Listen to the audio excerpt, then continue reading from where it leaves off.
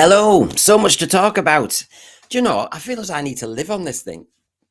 The Bigenerates are back. It's only been a week, but I feel as though the world has been turned asunder. So many different things going on. Not a day goes by at the moment without new news, trailers, tidbits, interviews. So there's a lot to cover. And I only did a live show on Monday night about the UK trailer. But my God, that German, there's a lot to say. Like I said, we went live on the UK trailer on Monday night, but no sooner had that happened, there was an intriguing and very different German trailer, different transcript, different shots, and what was omitted and what was included revealed possibly quite a lot.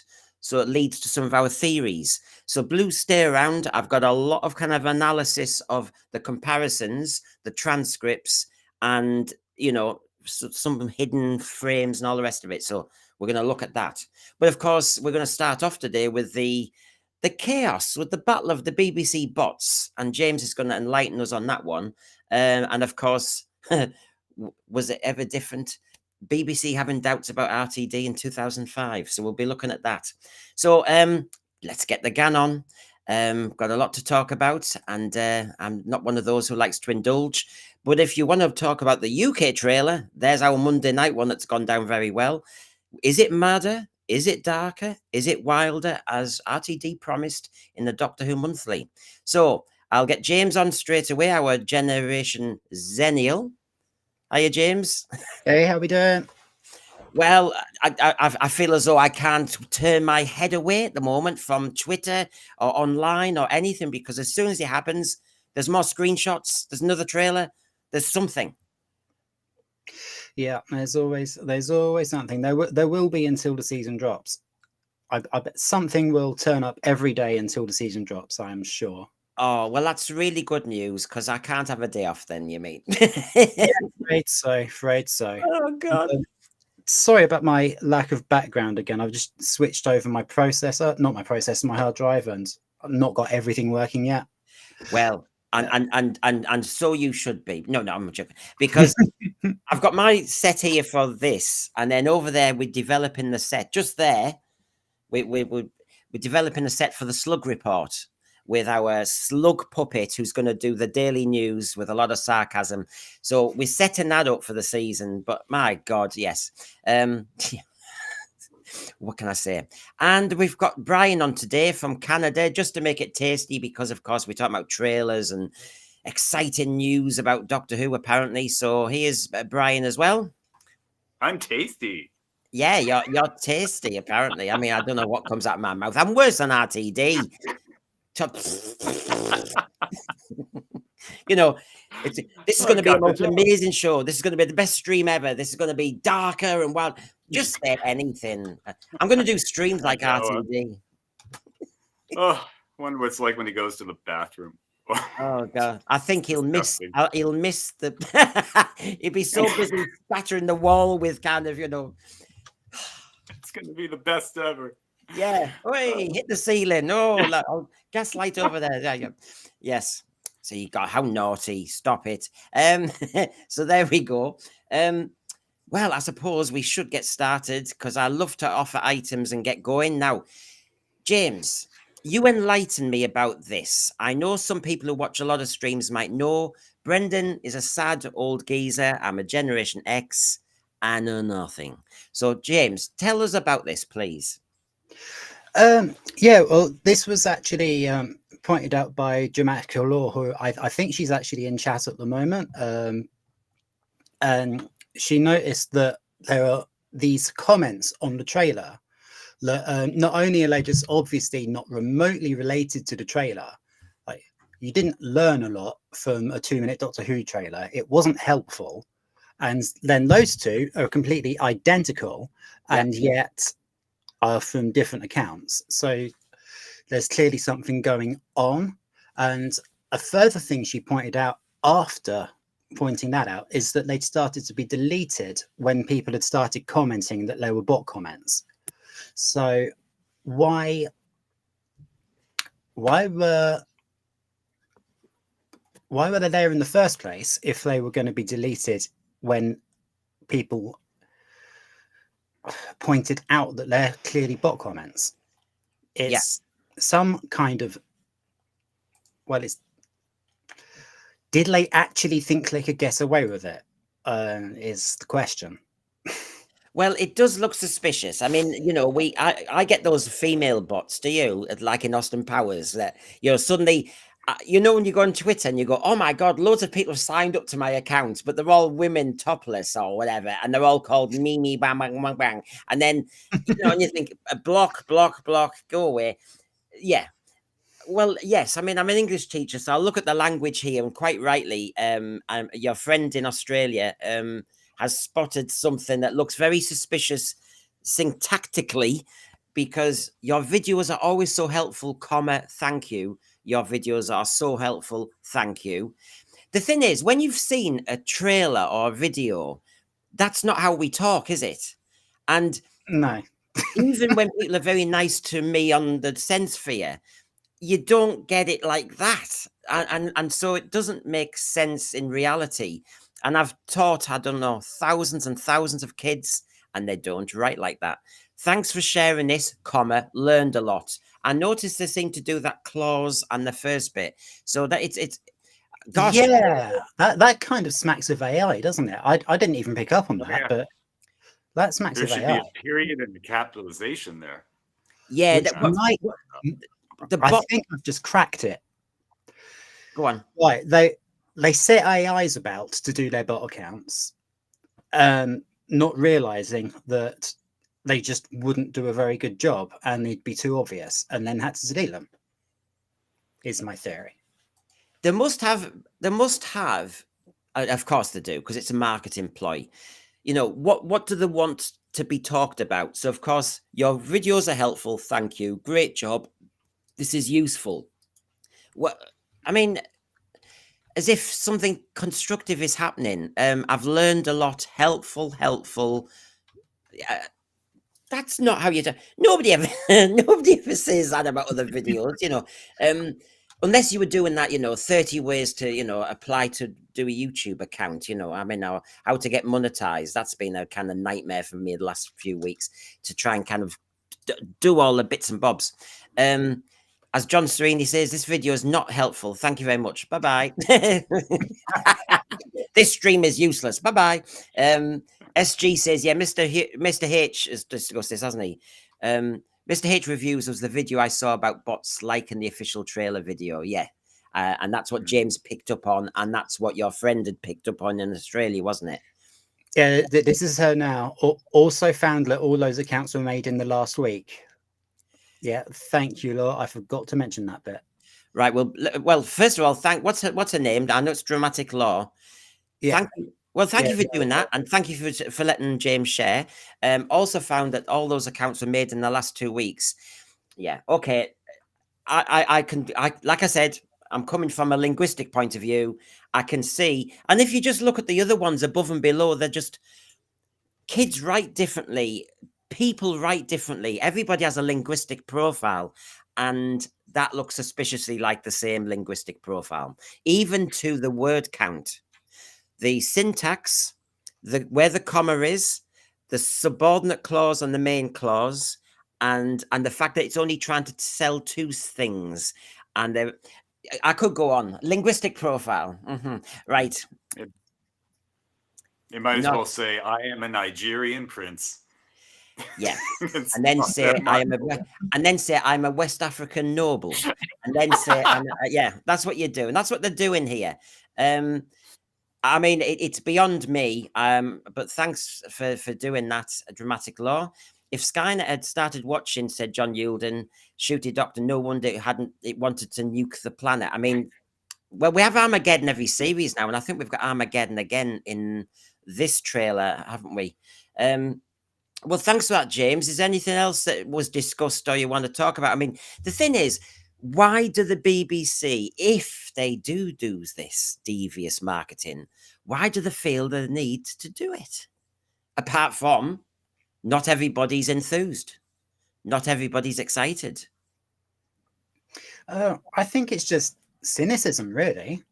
They know that they know what the viewing figures were for last season, whether they admit them or not. And so they were brilliant. No, they were brilliant. That's what I've read. They were brilliant.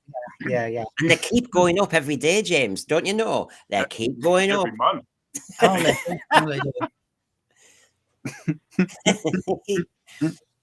But the same person doesn't step on the same turd twice.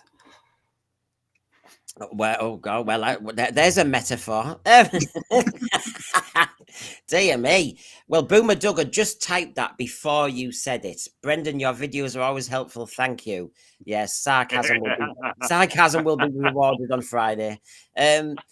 So, yeah, come on. I mean, mind you, would we all do it? I mean, if I wanted to kind of engender interest in the sense sphere, if I could find a bot machine, is that possible? And just fires out Russian. Yeah, I'm going to befriend a Russian who can actually just type to people, you must watch the sense sphere, and they can all be people topless if you want. I mean, I don't know, we're going to just go for it, but it just makes me laugh. The BBC are supposed to be the big boys. I know it's those little YouTubers that, you know, we were only allowed one view per person. We can't consolidate. They have all the rules for them, working for them, and yet they still have to cheat. So disappointing, isn't it? But as before we finish this section, Dramatic Law, she said, I also noticed in the comments section that the official Doctor Who account was liking lots of comments, but only the positive ones and deleting the bad ones. Do you know what? I don't block. Even when people say, Brendan, your intro's too long, you're indulgent little prat. Oh, you know, your intro is too long. You want to watch some of the channels that us lot get up to. Your intro is not long. When you were so, you know, watch Will, not it. Yeah, Brendan, you just talk BS all the time. You know, I'll get a few of them. Brendan, and you think, well, I'm not hiding it and I'm not blocking it. I'll give them a mouthful because, you know, if you can't say anything nice, clear off and go and have a life. But apart from that, you know, I spent 30 years trying to always be constructive with kids and not say that is the worst piece of writing I've ever seen and you give me a laugh. You know, no. But people, they can't filter. But yes, I want some bots, please, for the sense for you, if you don't mind. No. Well, the thing is, you can tell that they're bots. It, you know, like you're saying, the cadence, well, not so much the style, the lack of style. Like you were saying, like I talk like me, you talk like you. Oh yeah. But the other thing is, yeah, that short and succinct because it's just hitting an algorithm or something. It's just a game. Well, thanks for that, and thanks for pointing that out because we all know there's something going on. Because everybody I talk to about Doctor Who doesn't seem to like what's going on, and yet I keep getting told that half the world's madly in love with it, and you're going, So yeah, I think Paul Richards is after one of us doing the Buzz Lightyear Woody meme. Bots everywhere. I don't know that one. I don't know. Sometimes I wonder whether I'm in an alternative universe, James. But of course, I'm Generation X. It's probably me because I'm the one who's been up since 4 o'clock in the morning. And I'm Generation X, and we're old school. We're bad. Matrix Lord, I'm sorry I missed most of this stream. I was watching Dead. Well, I'm streaming all the time. I'm streaming more than when you have hay fever. So here we go again. So here we go. Now, the German trailer and the UK trailer are different. And I just wanted to show you some of the element of the transcript of the German one. I'm the last of the Time Lords. Well, hurrah for that, because of the time, I'm from another planet. I'm a higher developed life form, and I've waited a long time for your arrival. Right? And I can't be Belinda Chandra, surely. This is, and then he explains obviously to her this is a time machine. We can go to 1952, 51st century, 2007, and then you've got a quote from the 803rd Interstellar Song Contest, and then you've got in yellow is Belinda speaking. Can't you fix your box? Ever heard of planet Earth? She says to some soldiers, and they say never. And she says, my parents are still on Earth. Are they safe? It sounds like blooming Martha Jones again. It sounds like Rose again. And then I think we're becoming cartoon characters. And then she kind of does it's a witty line because, oh, wow, I am flat and this narrow neck or waist is unrealistic. I will never let you down, says the doctor. Nothing fits here. Our entire reality is in danger. I promised that I would look after you. She says, you can't promise that. Oh, yes, I will promise. So, of course, I'm having trigger warnings of Rose, Martha. I'll save you. He wanted to save Ruby. He promised to look after Ruby Sunday, and then he saw Rogue and went into a bush with him. So I'm never quite sure about this, but that's in essence the German trailer. Is there anything there that makes you think, oh, this series, it's going to be madder, it's going to be wilder, it's going to be darker, it's going to be better? What do you think, James? Anything there grabbing your eye? Well, I'm gonna, at the risk of being slightly controversial, repeat what I said to you in private chat yesterday. I found that the German voiceover for the Doctor actually had more gravitas, sounded more like the Doctor than Ncuti Gatwa. It would have to. Well, yeah, because I bet you about flushing the toilet, I suppose. Yeah, because I didn't hear in the German version, "Hi, honey babes," give us a snog now. I didn't hear that. I heard the and it was like, yeah, it was like a grumpy kind of like first or 12th Doctor. They could sell that. That's probably why the show's still alive. Maybe it sells in Germany. Well, as Matrix Lord is saying, and I've screenshot the whole of the trailer, and we're gonna look at that. And if you're talking about the spider at the end, the spider blows up. But anyway, there's various things because they had it up, then it disappeared. I think you can still see it at the moment. The German trailer has spoilers. You see the end of episode 1, right? Well, I will be showing you the end of episode 1 today, then, because I've got every single screenshot. Heather. Suddenly tomorrow, Brendan comes here and tells us a bunch of bots arrived at his home. A fan shipped them in a box of bots. You know what to get me for Christmas, Heather. Now, Brian, a blue box of bots that's bigger on the inside. Yeah, not a bot that's bigger on the inside. That's a bit wrong. So, Brian, anything there that intrigues you, angers you, frustrates you, keeps you awake? The only thing that stands out here is the bit about, I think we're becoming cartoon characters, and I don't care. I mean, it's the most unique thing I think that's up there. That's probably the most unique thing we've heard from both seasons, but I still don't care. I mean, it's like you say, once you go into the fantasy, anything can happen. You lose, all the stakes are gone. Anything you can wave a magic. Well, Russell always waves a magic wand and fixes everything anyway at the last minute. In Canal Street.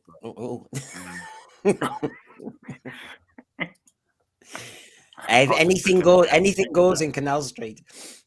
But no, it just after watching that trailer and everything, it just seems like they're just throwing a lot of money at it, and we will. That's going to fix it.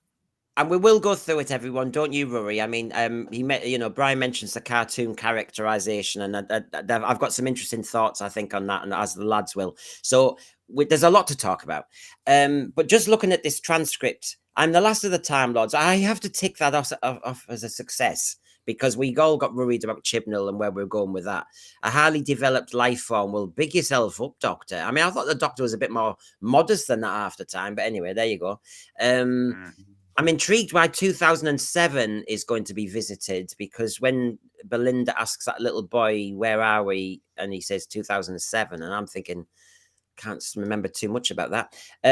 Yeah, there's a section on the cartoons. They've never heard of the planet Earth, so has it been destroyed again? Do you know, there's going to be this part of the Doctor Who universe where all the discarded planets are, like Poosh. You'll have Earth, Gallifrey again. You'll have loads of relics of Gallifrey. You know, like there used to be Steptone's son. You're going to have a kind of Gallifreyan or Interstellar, not song contest, but scrapyard, where you've got all these old planets that are getting destroyed by Doctor Who showrunners. The other thing is, nothing fits here. Our entire reality is in danger. Yeah, the parallel universe, the boundaries, the Wild Blue Yonder is going to be an episode I think we should all look at before the season starts again. That's what I think. Now, just before we get rattling through all the pictures, the ideas, we've got lots of theories in a minute. This is the transcript for the British trailer. So that was the German one. And then this is for the British one. There are forces beyond this universe. We think we are so clever, but we're like children, and when these vast creatures look down upon us, our entire reality is in danger. We are meant to voyage out there and own it. It's all a game to them, but the games are deadly. Now, yeah, pantheons of gods, it seems like it's a slam dunk. The forces beyond the universe just tells me we're going to either go into that massive fantasy blurring of the edges. There's something beyond the universe. The Doctor gets trapped in the wrong universe. Mel, there's all that stuff going on there. Anything there, lads, that you want to grab on before I come to the thread, and then we move to some of our theories? It's just been done before. Well, yeah. I mean, sorry. It's been done before. They may not have been gods, but when you first start reading that transcript, it really rings War of the Worlds, with the Martians, not even considering us of any consequence whatsoever. We're just an infestation to get out of their new planet. But yeah, once you read the part about the beyond the universe, it's a little different. But It's like the queue. Yeah. And I hate, I'm sorry, I'm quite particular, as everyone's discovered with my sci-fi, and the hologram deck. The hologram deck was okay. Q wasn't, to me, because it just takes you from the reality of the Enterprise and all the rest of it to something else. It blurs the line between science fiction and fantasy.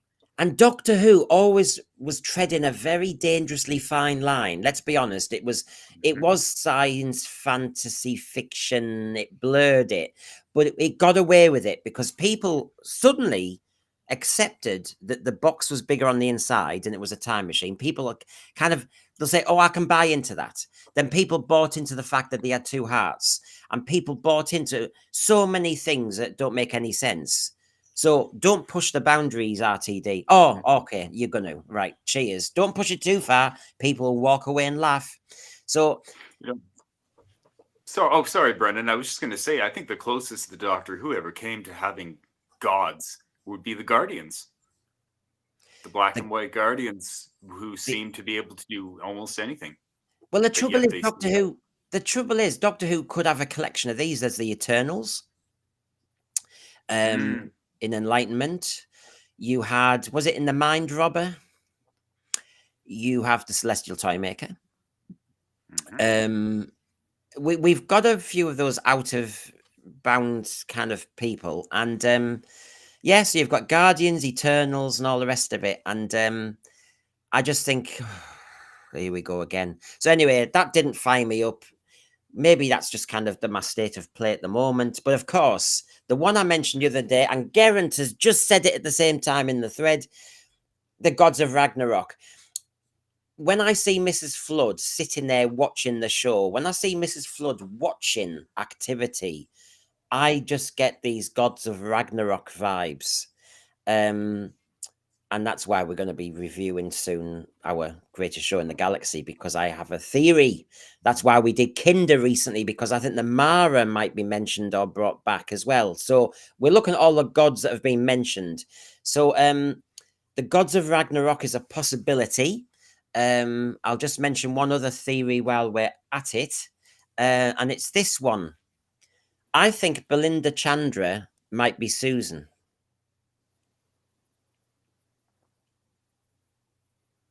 No one cares about Susan. No, look at that. Look at that. Okay. Did you see the unhelpful silence from everyone there, everybody in the thread? My God. Do you know what? I could have just said the moon is made of cheese, but nope, no. I think it's just because nobody cares anymore. It's Can like, you imagine no, not about you, Brendan, that it's Susan. I don't care if Susan comes back. I mean, do you? I'd much rather she didn't at the moment, because it's just not Doctor Who at the moment, and it would be it would wreck the character the same as it did David Tennant's Doctor, the same as it did what's her bloody name, Catherine Tate. Oh, so that means they're going to do it then. Well, what? Right, yeah. Okay then. Well, let's come on, because we're supposed to debate on here. We never should agree as generation differences. So, I agree. Let me for a second take you all through this nightmare thread and everybody. I just thought he has mooted Susan being in it, so we're waiting for Susan to be in it. But maybe Susan could have been under our nose all the time, and it's only at the very end that Susan, in her form as Caroline Ford, does a cameo. So basically, the chameleon thing, the chameleon watch, you know, it's been done. RTD's done it. You've done it with Derek Jacobi's Master, the fob watch, and that there's a filter that actually Belinda Chandra doesn't know why she's connected to the Doctor. Yes, I know it's the Clara thing again as well, possibly, but I just think we're trying to do two things at once at the moment. He is trying to tease us about Susan, and if he always said in the interview with SFX magazine, you should always deliver.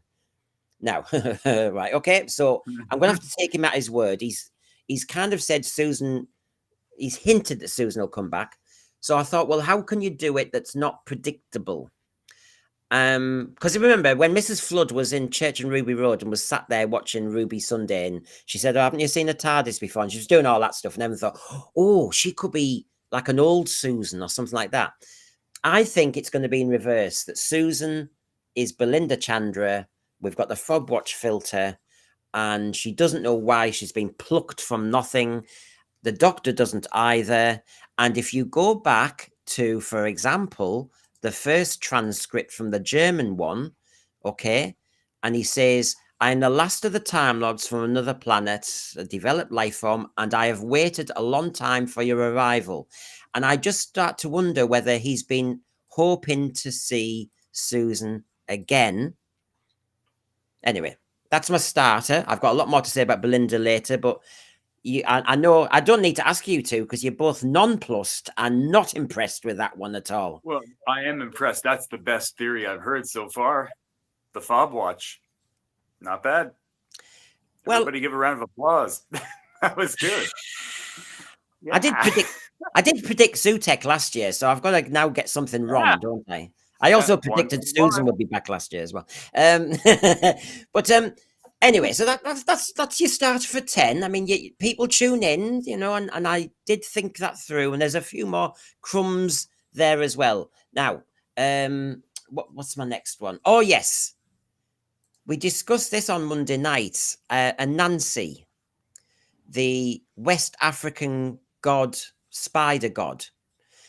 And I didn't know much about this. And a few people in the thread go, Brendan, don't you know about this one? This is another god. But when you think of Aneo Ellam's, his episode, which is very ethnic, apparently, if you take a look at this, when I saw the screenshot of the spider, And I thought, God, the spider looks African. If you get my gist, it's kind of got face paint almost and everything.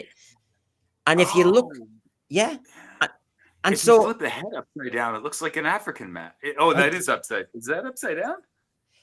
Because I'm seeing a face on that thing. well, the face in the corner is just one of the illustrations of Anansi in children's literature. Okay. Oh no, I'm seeing it now. Yes, on the CGI model. There. It's like the a face, CGI isn't it? picture. Yeah, I see it. I see it. Yeah. So Wow.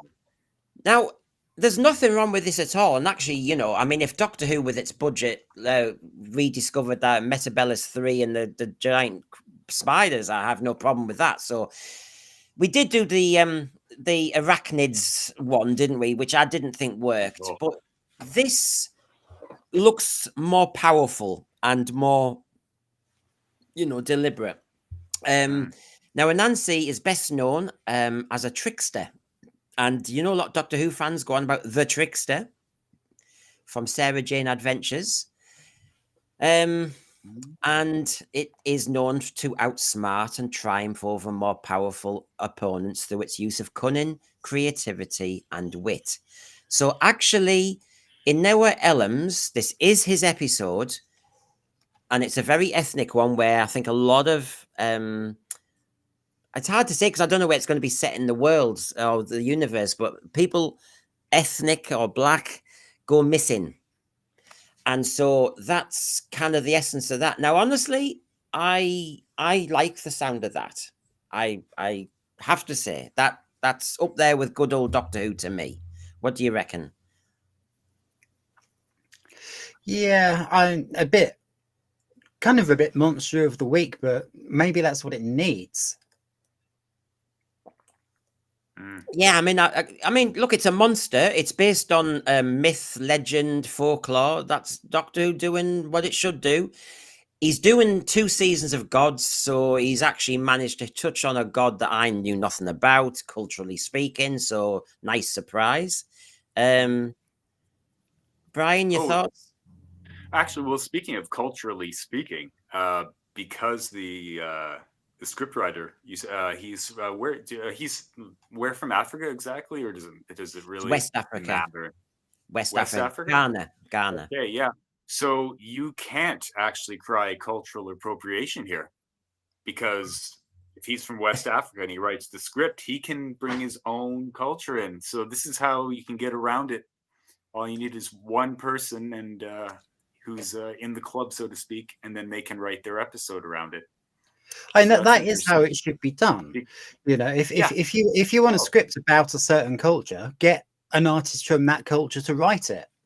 Exactly. That's just plain common sense. Yeah, but that argument has to apply beyond melanin. And so, for example, if you're going to write a working class character, you have to be working class, I suppose, is the argument. And they don't. They're patronized. So the argument doesn't hold water. And it actually, when you explore it, it sounds a bit daft. Because remember, RTD did say gay actors, only gay actors can play gay characters. And you think, oh, I thought they were acting. Yeah, and then RTD himself employs Neil Patrick Harris, who very famously is a gay man who played a very, very heterosexual character for a very long time. Barney in How I Met Your Mother. That is true, yeah. How I Met Your Mother, that's right. You see, you're talking swear words at me. I'm Generation X. It's like... hey, I'm Generation X. Up until the final season, that show was actually quite good. The final season was absolute rubbish, but up until then, it was pretty good. But yeah, no, I just find it very interesting that they're just able to squeak by with that because of the fact that he's West African. And yeah, if you're going to do it and try to avoid any blowback from the public, I don't really think there would be any way. They deserve they deserve the blowback because of them stupid patronizing comments I've made, you know, with Sutek and Egyptology and all that stuff. And yet they'll be hoisted by their own petard, as the John Pertwee doctor would say. Now this one is, as we go into the discussion of the trailers and the mini trailers with the Eiffel Tower and that, and we come up with more theories, and I've got some interesting stuff on what was omitted from the German one, which might reveal an awful lot. He was, you know, the actress who played Susan Twist, and he was talking to her in Unleashed, and look what he says here, because he's a master craftsman, isn't he? He says it's very much kind of internet age storytelling where you just hope it will generate content. And I thought, do you know what? This is his scam. This is how he does it. He does scripts that have hardly anything in them, and they're all spectacle like the Eurovision one. It's very much a kind of internet age storytelling where you just hope it will generate content. You just hope you're getting clickbait. You just hope people will jump on a picture like the cartoon characters and all start typing as if we're all little bots, and then everybody's talking about it. And he has said this quite a few times, that he seems to think the way he does Doctor Who now and the way he structures his stories with hardly anything in them but something that might aggravate us, frustrate us, or get us talking is fine. He even says all those negative streamers, I don't know where they are, all those critical negative streamers is good publicity because we're talking about it. Therefore, this is internet age storytelling. This is his genius. James, bow down to the great one. There you go. Yeah. That's ignorance. Oh, yeah. Any publicity is good publicity bit is not true anymore. No. Okay. And the problem being that, you know, if people had heard something was really bad, then they might watch it out of like, you know, I don't want to say hate watching, because you don't hate something that you're watching. If you hate it, you just turn it off. But out of interest, you know, maybe cringe watching. Maybe we can make that a new word. But now there's so many YouTubers and, you know, independent critics out there, out here, that everybody, and there's no need to do that. I mean, like, as I think Dramatic has said in chat a couple of minutes ago, she's not going to watch the next season. She's just going to watch people like us review it. Same here. Yeah. Unless Brendan commands me to watch one, I won't watch it. I'll catch the recaps on YouTube and other review shows. You've got to remember, those people who do the reviews, we normally watch it live, make notes, watch it again, analyze it, go through all the screenshots. So we end up watching it millions of times. So when people say we're too critical, you're going, you want to watch it a few times? Heather, as for gods, it actually really bothers me, as what I do for a living has to do with ancient gods from around the world. So far, it's been horribly wrong regarding myth, ancient religious beliefs.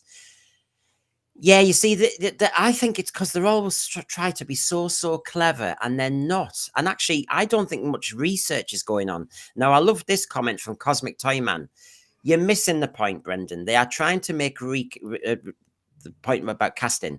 Only minorities can play minorities, but minorities can play anything else too.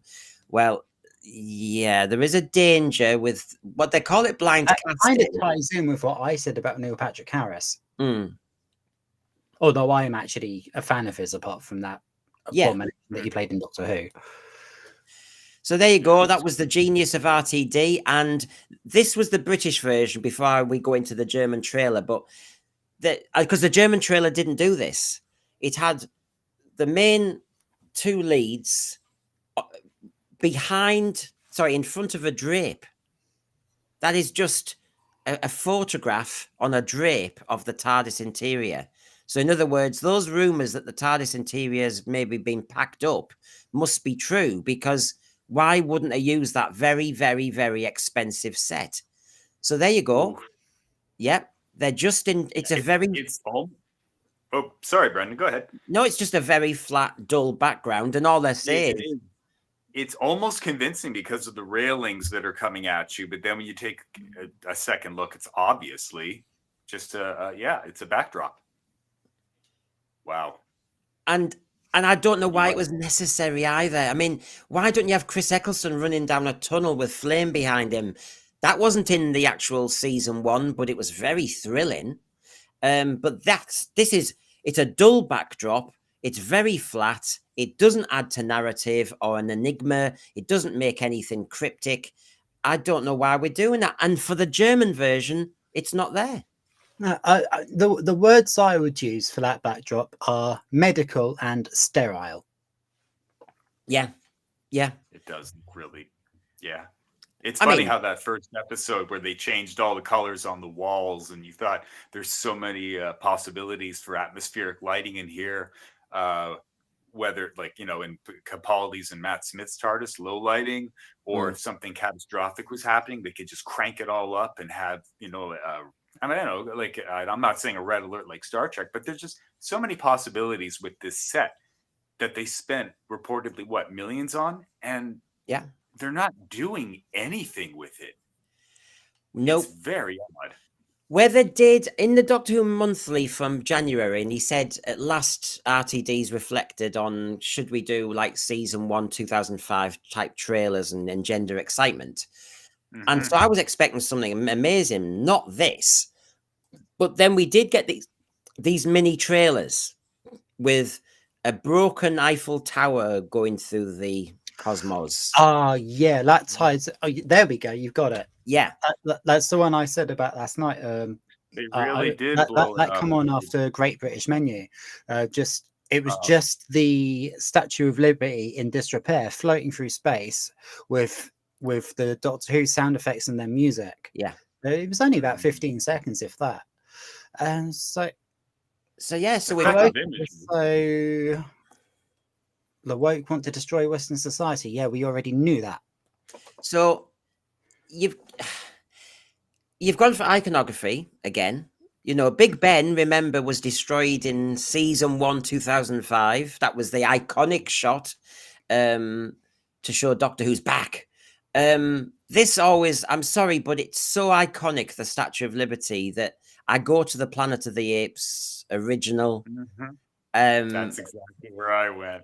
I just think when you do the Statue of Liberty in sci-fi, it can't be topped.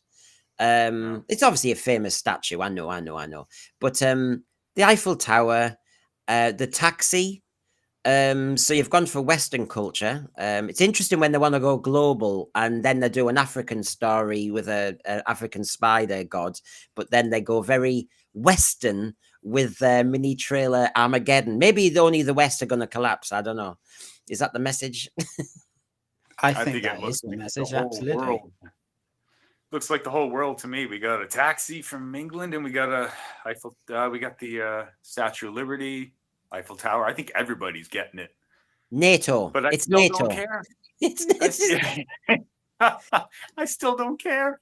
I think these are Putin's bots. I think because he's going, this is what you lot are going to get because you're so busy arguing with each other. Or maybe RTD is so clever, he can see what's coming around the corner. So yes, Trumpageddon. Oh, sorry, Armageddon. Sorry. Yeah. Hey, don't talk about that. I'm Canadian, all right? I know.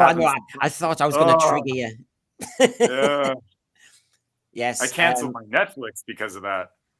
I know, and I'm never going to mention the 51st state on this stream, Brian. I'd never do that to you. Appreciate that.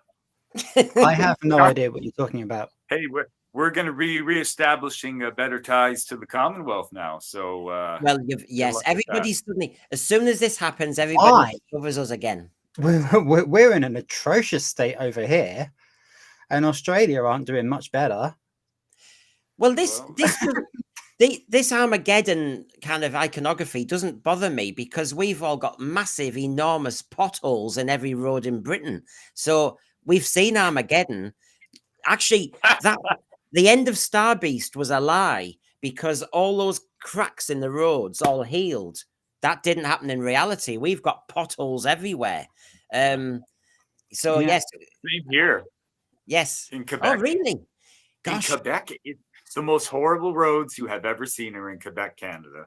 So Western Under- civilization is being destroyed by potholes. We'll have to buy a So tank. you've never been to Berkshire then, Brian? We're all going to go out and take pictures later today. I think it's For I think show and tell. it's a master plan that we can't be invaded by the Russians or anything, because we've got such enormous craters of potholes that nobody could actually invade our streets. It's impossible. The navigation would be so hard. Oh, they'd need to go back to coming in on horseback. Yes, I think we're going that way because they don't want us to travel, do they? So Oh, there we boy. go. I thought, I mean, there's nothing wrong with these trailers. I think CGI, a lot of it's doing a lot of heavy lifting. But it's been I feel as though I've done this before. I feel as though I'm not seeing anything that's catching my eye. You know, I'm not No, knocking whoever made this. I'm not. It's just, and Armageddon. How many times? Stolen Earth raised the stakes Yeah. for that kind of CGI Well, and everything, and now I just don't know how many times. Yeah, I just don't know how many times you can do Armageddon. Can we just have a base under siege? Can we just? And I was talking to some Doctor Who fans yesterday, and they said Doctor Who really has to start going smaller scale. It might have a budget, Yeah. but use the budget cleverly, but basically contain yourself. This idea that because we've got a Disney budget, we need to do Interstellar Armageddon. No, pull back, because it's just I think the kids who watch stuff now, they've seen this in all the Hollywood movies, they've seen it in all their games. It has no effect.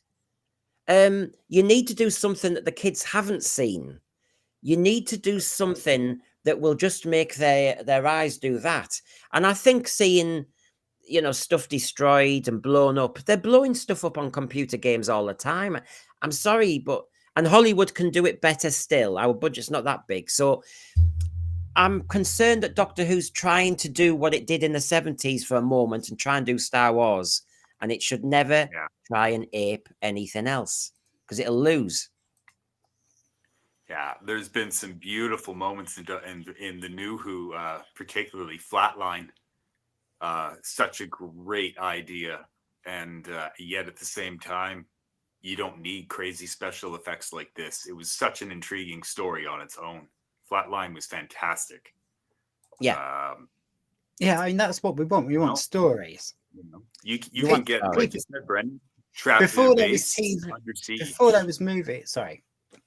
Oh, I was just going to say, you can get everything from like Flatline to Under Siege in a base. There are so many cheaper ideas that they could do that wouldn't cost an arm and a leg, and yet they're trying to razzle dazzle us. Doctor Who is not Hollywood. That's when they went over and did the TV movie. It was kind of nice to see better special effects and everything, but at the same time, it didn't feel like Doctor Who. Again, no offense to the BBC, but it doesn't. We all grew up with it. Oh, I mean, plenty of offense. But it doesn't ever feel real. I mean, the CGI can do what the CGI wants to do, but I always think CGI is a kind of indulgence of the program makers that the viewer hasn't demanded.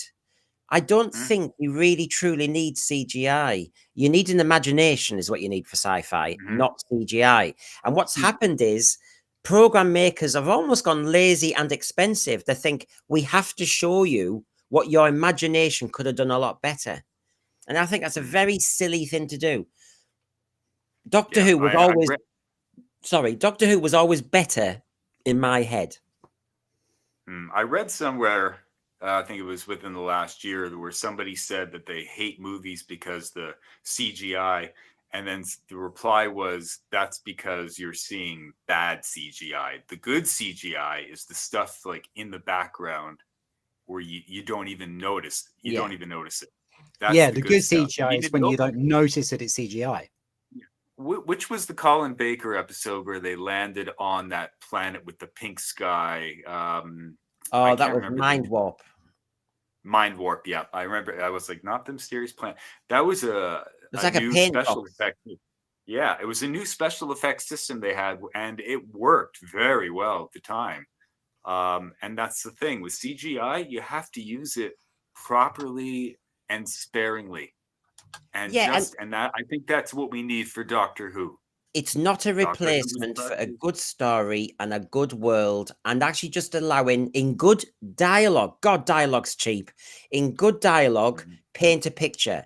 I always remember Ark in Space and a bit of dialogue that scared me to death, because the dialogue said that the Ruin, or whatever it was, goes inside those frozen bodies and basically eats them from the inside. Wow, just to hear that. I didn't have to see it, and we never did. That is just, that's just amazing stuff. Simple dialogue, fires up the imagination, gets you going. Right, shall we start on the German trailer, shall we? And have a look at it. I think Rhoda's gone for the next minute and a half. Yeah. So no, we've got to keep going. Nobody can wait for anyone. This is a universe. So, if you take a look as we go through, everybody, this is in the order of the German trailer. So obviously, very quickly, you've got the Doctor in the dark there, right?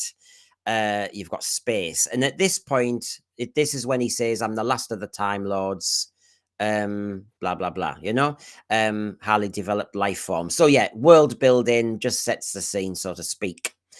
Then you get the shot that was in the UK trailer, which I think is very close encounters, Brian. There's nothing wrong with it. It's good. This is clearly from episode 1. Then also, there's the robot. This is a new shot from the German one that wasn't in the British one, where the robot smashes that door down, I assume, to kidnap Belinda Chandra. That's actually a really nice shot, too, because of the glass. You can't quite make out what it is. I like that a lot.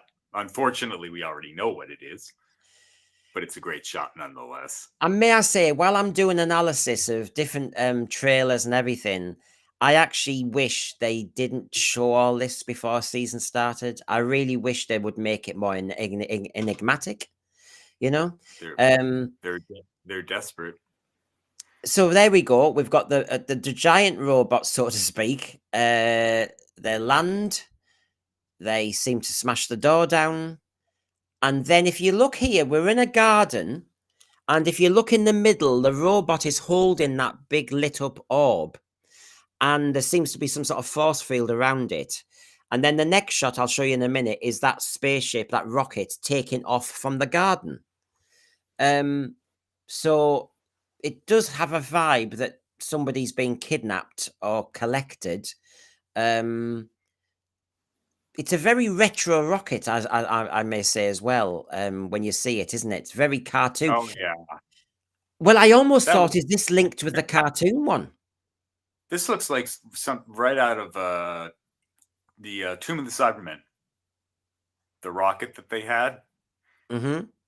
The captain there who had the really bad American accent, who later had a brief moment in Star Wars. But yeah, it looks a lot like his rocket. Hold on there, lady. I'm not letting anyone back in the ship yet. We've got people helping us, because this is all as we analyze together, as fans like to do. So Kez the drone said, rocket abducts Belinda, Doctor chases in TARDIS. And that's the shot I show at the very end, because actually, obviously, they break the chronology in the trailer. But you'll see the shot at the end. I've definitely got that. And then, as he says, spaceship lands in the garden. And Matrix Lord has said she gets abducted. So we seem to be happily saying she gets abducted and taken. And then you've got to keep an eye on that orb in the middle, because you see it a few times with the Doctor holding it, almost like a teleport thing. I have to say, a bit of this feels Star Beast. The garden, the alien, the style of the rocket looks very similar. It's like we've gone very retro. Good to see you back, James. Have you got any thoughts on these early shots from the trailer? Well, yeah, you're saying retro. I'm saying more kids' toy. Yeah. Very good. Mind you, Mind you, I say this, James. I also think, to be honest, it's a bit Elon Musk's rockets as well, isn't it? SpaceX. Because they all land again, don't they? And they have legs. Yes. Yeah. Right. Yeah. There is But an you know element. what? James is right. This sticks out like a sore thumb because everything else looks so polished and so spectacular. And I'm so excited. It reminds for me of the helicopter from Thomas the Tank Engine. Oh gosh. What was his name? Oh, I don't know. I can't remember his name. But it reminds me of the helicopter from Thomas the Tank Engine, the white and the red and all the curves. Yeah. Well, just give us feedback as we go through. I've got thoughts on everything, but I want to go through the trailer for everybody who's watching us. And as I go through the trailer, my key thing after that is what's been left out of the British version. And I think that's when we start looking at stuff. And as Matrix Lord said, we see a spoiler and everything. So there's a doctor in his tartan. You know, he's got a skirt attached, or kilt, they'll call it, but it doesn't look like a kilt to me. He's in an awful lot of different costumes. I know that. Thank you, SG. That was driving me batch. Something. Yeah, Harold. So you've got they've kept this scene from the British one, which is the joke about, you know, what do you want to call yourself, the doctor? Well, I'll call myself the nurse. So yeah, we've seen that bit before. So I'll zoom on. Obviously, Disney is selling this version of Doctor Who. Then this is a very interesting shot. So she's abducted, as we all seem to think, in episode 1. The Doctor is chasing her in the TARDIS, and I'll show you that shot soon. And I mean, I wish I was on a plane with a porthole that big.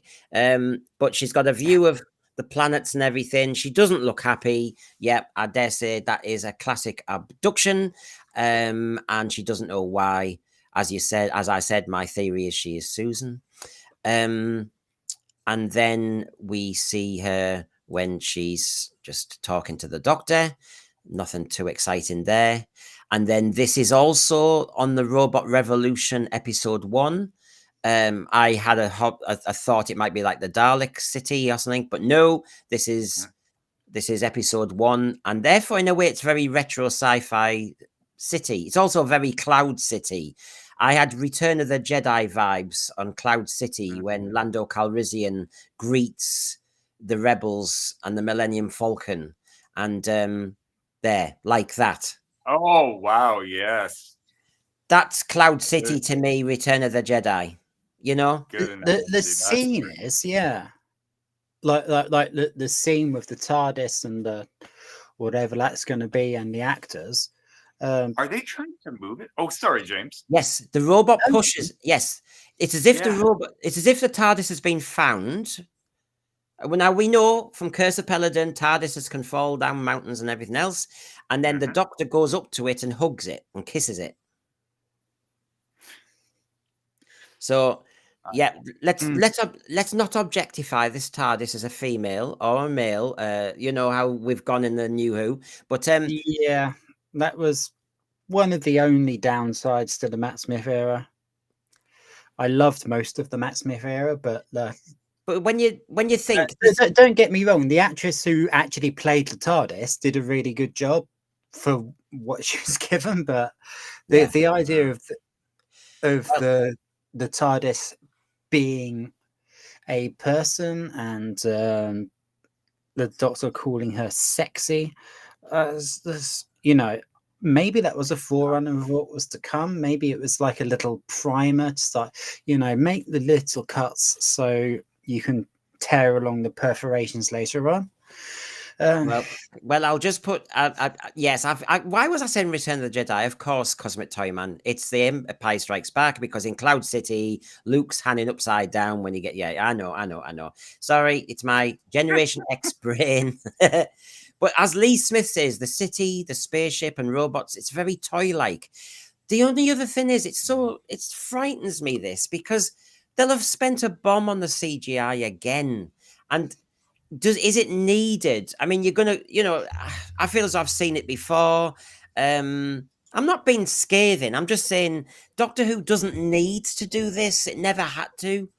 You know, I was happy with the Caves of Androzani, and you know, it's almost like a cardboard city set in behind the pink in the background. You know, it's almost like the play school set with some basic city background. That's all it needed. Farsight thinks the German trailer's been taken down. It's been up, down, and around, but I've got the shots for you, and I've got the transcript, like I said.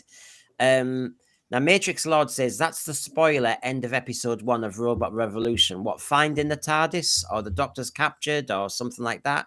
There's a cliffhanger. Oh my God! Don't tell me there's cliffhangers in Doctor Who. Something I've been demanding for ages. So there you go. That's us so far. How are you feeling about Doctor Who being madder, wilder, darker, better? You know, he promised us the Earth. So far, is what you're seeing pleasing or not? It's pleasing in a sense because I told you so, but then so did you.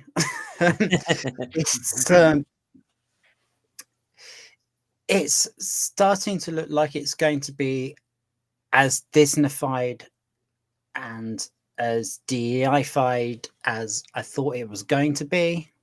So, you know, it's nice to be proven right, I suppose. But do you know what? Above that, I would much prefer some really good Doctor Who. Yes, as I keep saying, I don't want Doctor Who to turn into a pretend Star Wars or pretend Buffy. I mean, Brian... Star Wars is already a pretend Star Wars. Yeah, I mean, Brian, these shots, so CGI'd, great LED backdrop possibly mixed in, loads of things going on. But again, I'm thinking, so what's the scene? No, he hugs the TARDIS, they've found the TARDIS. There's a bit of jeopardy that, oh, where are we now? We're held by somebody and then you're taken away. I mean, all that effort for what? You know, what happened to Doctor Who corridors? I mean, that's all you need. Just get on with good dialogue. Yeah, this is just all eye candy to make up for, well, I mean, not to make up for, but it just happens to be replacing all of the bad writing. And they think that that's good enough, that it'll be fine. It looks slick. You know, people are going to like this. And they already found out a year ago or two, so that no, actually, it doesn't. Now, but Matrix... it looks like they've saved most of their money for this season. Yeah, well, Matrix Lord is saying they're spoiling too much in this trailer. This is why I'm intrigued why the German trailer happened and why the German trailer has, I don't know, in some cases it seems to disappear and all the rest of it. But you can see here, this is the first time she sees the TARDIS. So she's been abducted. Then the TARDIS is found. So if he's kind of tried to land it away from where they'll find it, but they found it, he hugs it because obviously he has this objectification issue. Then she sees inside the TARDIS. And did you know it's bigger on the inside? You see that one again. And then he explains things. He's going to say boom in a minute and all the rest of it. And then a few shots that don't make any sense because they're from lots of different stories, but it's just to show you that he's now a Barbie doll and he wears lots of different gear all the time. There and the Doctor, what is he? Has he got a gun or is it a nice instrument there? I don't know, but what he was playing with in the TARDIS there, he seems to be trying to concoct something. And in a lot of shots, he's got the same type of instrument that it opens out at the end. I think it looks like a gun, but I think it opens out. Anyway, you've got that. It's a sonic food processor. Yeah, Ghostbuster now. It's an egg whisk. It's I know. It's who are you gonna call? So there he is. He's in his kind of that's the costume when he comes out the TARDIS when he'll go into the water or subterranean. There's a, you know, he's gonna be he's really a hell of a clothes horse in this series. Then this doesn't add any seriousness at all. I don't like that kind of bland look. It's just, I don't know what's going on. It must be something to do with the planet. Then, of course, that thing where he's wearing a women's top. Well, I know it's the thing is, then we go through this blurred effect, and you've seen the shot where basically the TARDIS wobbles, and it's as if, as Matrix Lord said, time's screwed up. Or like in Wild Blue Yonder, he said when he put that salt down, that the boundaries of the universe got affected and things came in and things came out. And I have a funny thing that we're going to do a kind of multiverse parallel thing here where the Doctor gets Space tongues. totally mixed up, I have to say. You get a bit of TARDIS action. You get the 1952 episode where the Doctor dances.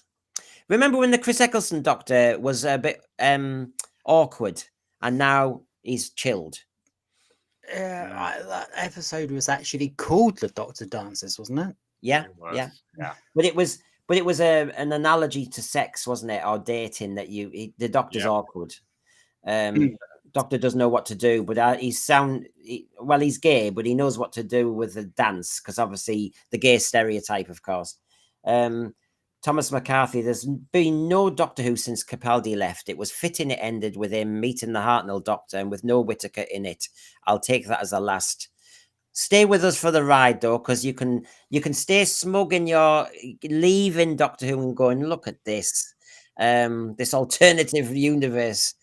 So they come out of the TARDIS in their gear, and then there's the Harmony Arena. I'm wondering if this is for the Eurovision Song Contest. You then see that they have to jump from the TARDIS, and then they go flying down. And then that costume does not do it. And Rylan, you won't know anyway in Canada, will you? No, I'd never heard of this. So I know the format, but I've never heard of this thing before. But Rylan also has nothing to do with the Eurovision anyway. Rylan was just on Big Brother and was famous because he was one of those who he had ginger hair. Asking people who he is. Apparently, everybody knows who he is. I didn't know who he was. No, well, I was just saying he was in Big Brother. He had ginger hair and a ginger beard. That's where I said thank you. Yeah, because he kept dyeing it. He kept dyeing it from ginger to black. And, on Big Brother, they show you everything. So you think, why are you doing that? Because you know you're going to be seen. Anyway, and we go on and we go on and we go on and we go on. He's obviously can sing. I think he was in, I don't know, the X Factor, The Voice or whatever. He just wants to be famous. He's one of those. And he now presents a fair few different shows, Supermarket Sweep and all that tat. And now the Eurovision Song Contest, which is now the 803rd Interstellar Song Contest. Now, Matrix Lord said a lot earlier that it will be about the ratings or the being manipulated. Which, we need a parody. We do need a parody. And of course, the Eurovision Song Contest, every year, the British viewer knows it's an absolute scam. Britain, as in the United Kingdom, won the Eurovision Song Contest a couple of years ago, but because Ukraine had just been invaded, the final vote went to Ukraine just to kind of virtue signal. And so one of the greatest steals in history happened a couple of years ago.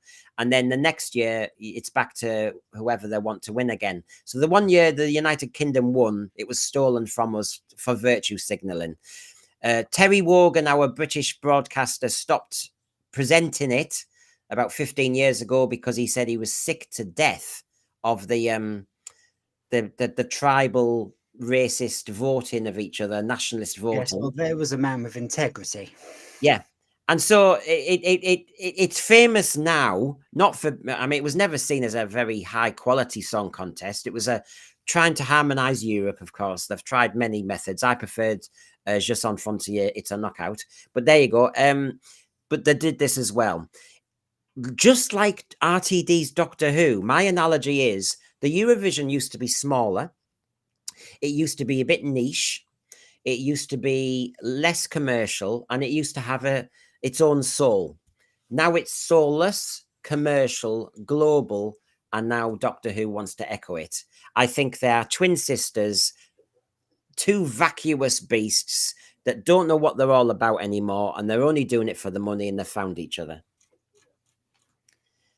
Oh, perfect. Cynical or what? Anyway, that costume, the cat costume, he likes cat costumes, does our RTD, doesn't he? Go to a furry convention. Yeah. You'll find a lot of people who like cat costumes. Actually, when I was in Actually, when I was in Toronto, there were a lot of furries in the Really? what's your main station there? Forgotten what it's called now. Oh, I can't remember. It's Yeah, the main station anyway. I was in Grand Central, like New York. It's a bit like that, and it was just like a furry convention in there. I was thinking, what the hell? I mean, but there you go. So anyway, this character has reminded people of going back to the 60s Doctor Who. And he does like to go dip back because he thinks that's the only thing that's going to please us. RTD thinks if the stories are not what we want and it's too LGBT or it's too preachy, what he will do is show us a character from, as Paul Richard says, from the Daleks' master plan. Yeah. It does look like it though, doesn't it? And I did talk about creators. I did say if they were going to do a parody of Eurovision in Doctor Who, that you could have Space Womble Yetis, you could have Ice Warriors with some heavy metal guitars, you could do some Easter eggs everywhere. Watch him do it too. Yeah, I wouldn't put it past him at all. Now, he's turning into George Lucas. This is looking like End of the World, but on a bigger budget. When they did want to show, the Mox of Balhoun and the Face of Bo and Lady Cassandra. And he was trying to say it was RTD's version of Doctor Who. I can show you this crazy universe. And now this is just going to go mad. And I think people are going to use the word camp. People are going to use the words silly. But I haven't watched it. I keep seeing clips of it. The cartoon Sing. And, where they have cartoon characters and they sing U2 and all the rest of it. And it just has this vibe to it to me. As I'm just looking to see if anybody in the thread is excited by this or not. So far, the Eurovision, whereas I understand it, their grasp of geography is so good they think Israel and even Australia are in Europe. Yes, Archer Colin. Don't ask me why Australia's in it every year. I really do not know. Shh, don't tell a detox. Yeah. Me and my dad used to have that conversation every year, and we never came to an answer. No, because I've given you the answer. How dare you? I said it's gone commercial. It's lost its soul. It's lost its point. It's just grabbing the money now. That's why nothing has to make sense. That's why Doctor Who's like it is now. It's about the money. It's about going global, and it's forgotten its spirit. It's forgotten what it was. There's no creativity. It's just tick boxes. So X company that supports X values will sell X amount of X product. Yeah, it's becoming the box in that picture there. Look at the rainbow. I don't know what you want to call that thing. Oh, yes. In case it's going to rain. I could walk all over her, couldn't I? Because it's like a rainbow zebra crossing. Yes. It looks like it. And you know what? It's funny. As far as I'm concerned, I think the costume on the right, the black and white one, is infinitely superior. I prefer the craters on the head to the little veins everywhere. Yeah. It's a lot more, I think it's a lot more intricate. And I'm glad Lee Smith has said that, because I did think very Fifth Element, the movie. Mm-hmm. I agree. There was an operatic singer in that, wasn't there? And I do remember, yeah. I think and Doctor Who always has done parodies or pastiches of other things. That's allowed. As Matrix Lord has said, and I've just reminded you, he said this is about a ratings manipulator. It'll be like the Weakest Link episode when Rose could have died with the android. And so you have a game show where there's death attached. So instead of it being like the Eurovision where Wyoming, United Kingdom, is always nil point, what you'll have this time is if United Kingdom are nil point, you die. There'll be some joke. There'll be a joke about Britain somewhere. You watch about nil point. You watch. Oh, yeah, of course. I find it very ironic that this is about fixed ratings. Yeah, well, exactly. And of course, I also think you will have... Shooty singing for his supper. Yes, but that CGI to me, I did joke about this only just the other day, saying they're not going to do like an Asylum of the Daleks, Dalek Parliament. Yeah, they are. Yeah, they are. How Star Wars Senate as well. Yeah, those exactly. Things. Yeah. It's just, wow, whatever. They're going to rip off their own rip-off. So there you go. So that's their reaction to it. Obviously, Shooty's dressed to impress again. He's obviously always ready for a nightclub, it seems to me. Then you get a shot of London's Millennium Wheel, which is normally at New Year. It does that, doesn't it? So we might be doing a kind of New Year moment, timey-wimey. So London still exists at that point. Then Belinda here is saying to the lad, where are we? What time is it? And he says it's 2007. So I'm guessing. I suppose London still did exist in 2007. It wasn't really until 2015 that London didn't really exist anymore. Well, Julianne Goodwin, the Eurovision episode looks beyond awful. Potentially a new embarrassing low for this former science fiction show. Julianne, you have just challenged RTD to go lower. He'll go, how dare you? I'm going to go lower than that in season 3. You watch. But yeah, the TARDIS dark. They've gone the highest that they've ever gone before, though, with this episode. The most expensive episode ever. Exactly. It's going to be good. It's gonna be good. I hope it's going to cost a lot of fans. Yeah. So a dark TARDIS there, which we were talking about the lighting. A few shots that don't appeal much. The Doctor fixing the TARDIS. You need the Doctor doing that. I mean, that's fair enough. Every Doctor has to have a moment he's twiddling around underneath the TARDIS. That's when she says, like a PC fan on the floor. It's just it's to his right. It's classic how he's not exactly dressed for it, but there you go. Anyway, here's our classic one where it's not unit. I'm going to show you what it is in a moment. It's certainly not unit. And there's, well, is that section 31, isn't it? Yeah, well, exactly. Is that Belinda Chandra or is that the character that she played in Boom? Because it's a bit of a, and that this is the moment when she says, "Have you never heard of Planet Earth?" And they went, "No." Then that looks like blood's flying at her, or some flesh has been blown up. I hope it is. I hope it is, because that means there's some jeopardy at least. No, the Doctor spilt a strawberry latte. That's true as well. Yeah. I think it's possible. Alien blood, yes. Human blood, no. I think that might be the rule.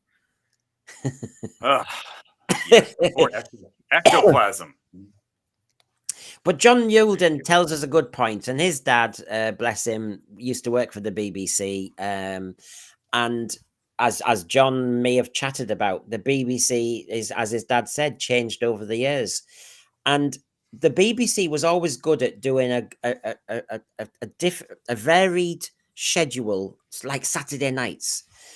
And as John says, I feel for BBC viewers, a Doctor Who Eurovision episode followed by the Eurovision, which sometimes can go on for 4 hours.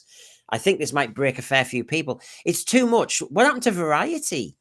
If you're going to do 4 hours of Eurovision, have something very different before it.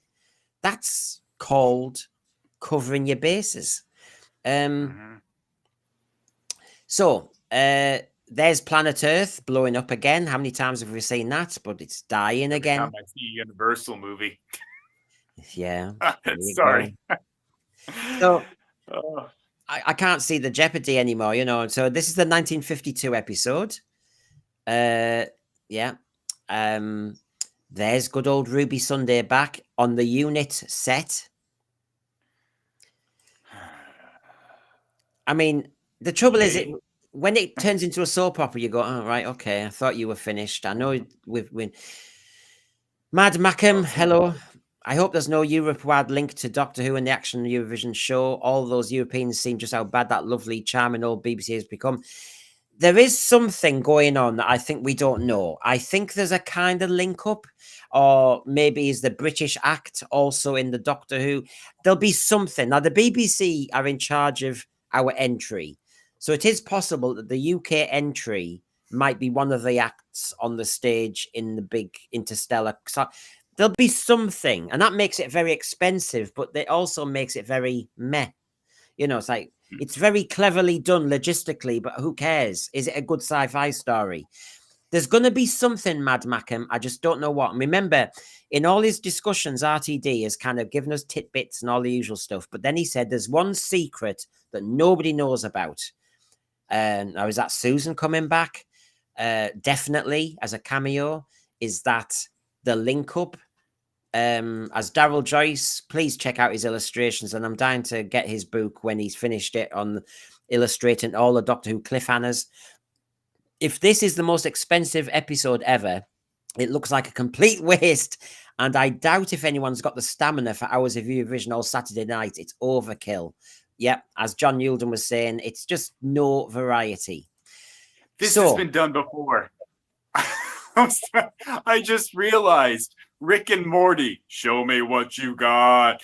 There were these heads flying around, and they were basically planets were all being represented by one singer. And if the singer was not good enough, they destroyed the whole planet. Yeah. That was literally the plot of a Rick and Morty episode, that cartoon. Wow. It's so similar. It's ridiculous. And in 2002, Big Finish did Bang Banner Boom. And it was Sylvester McCoy and Bonnie Lanford in the Eurovision Song Contest. So it sounds like there's been a few versions of this. Now, here's the cartoon bit. Mr. Ring-a-Ding with Sunshine Sally. He breaks out of his boring cartoon world.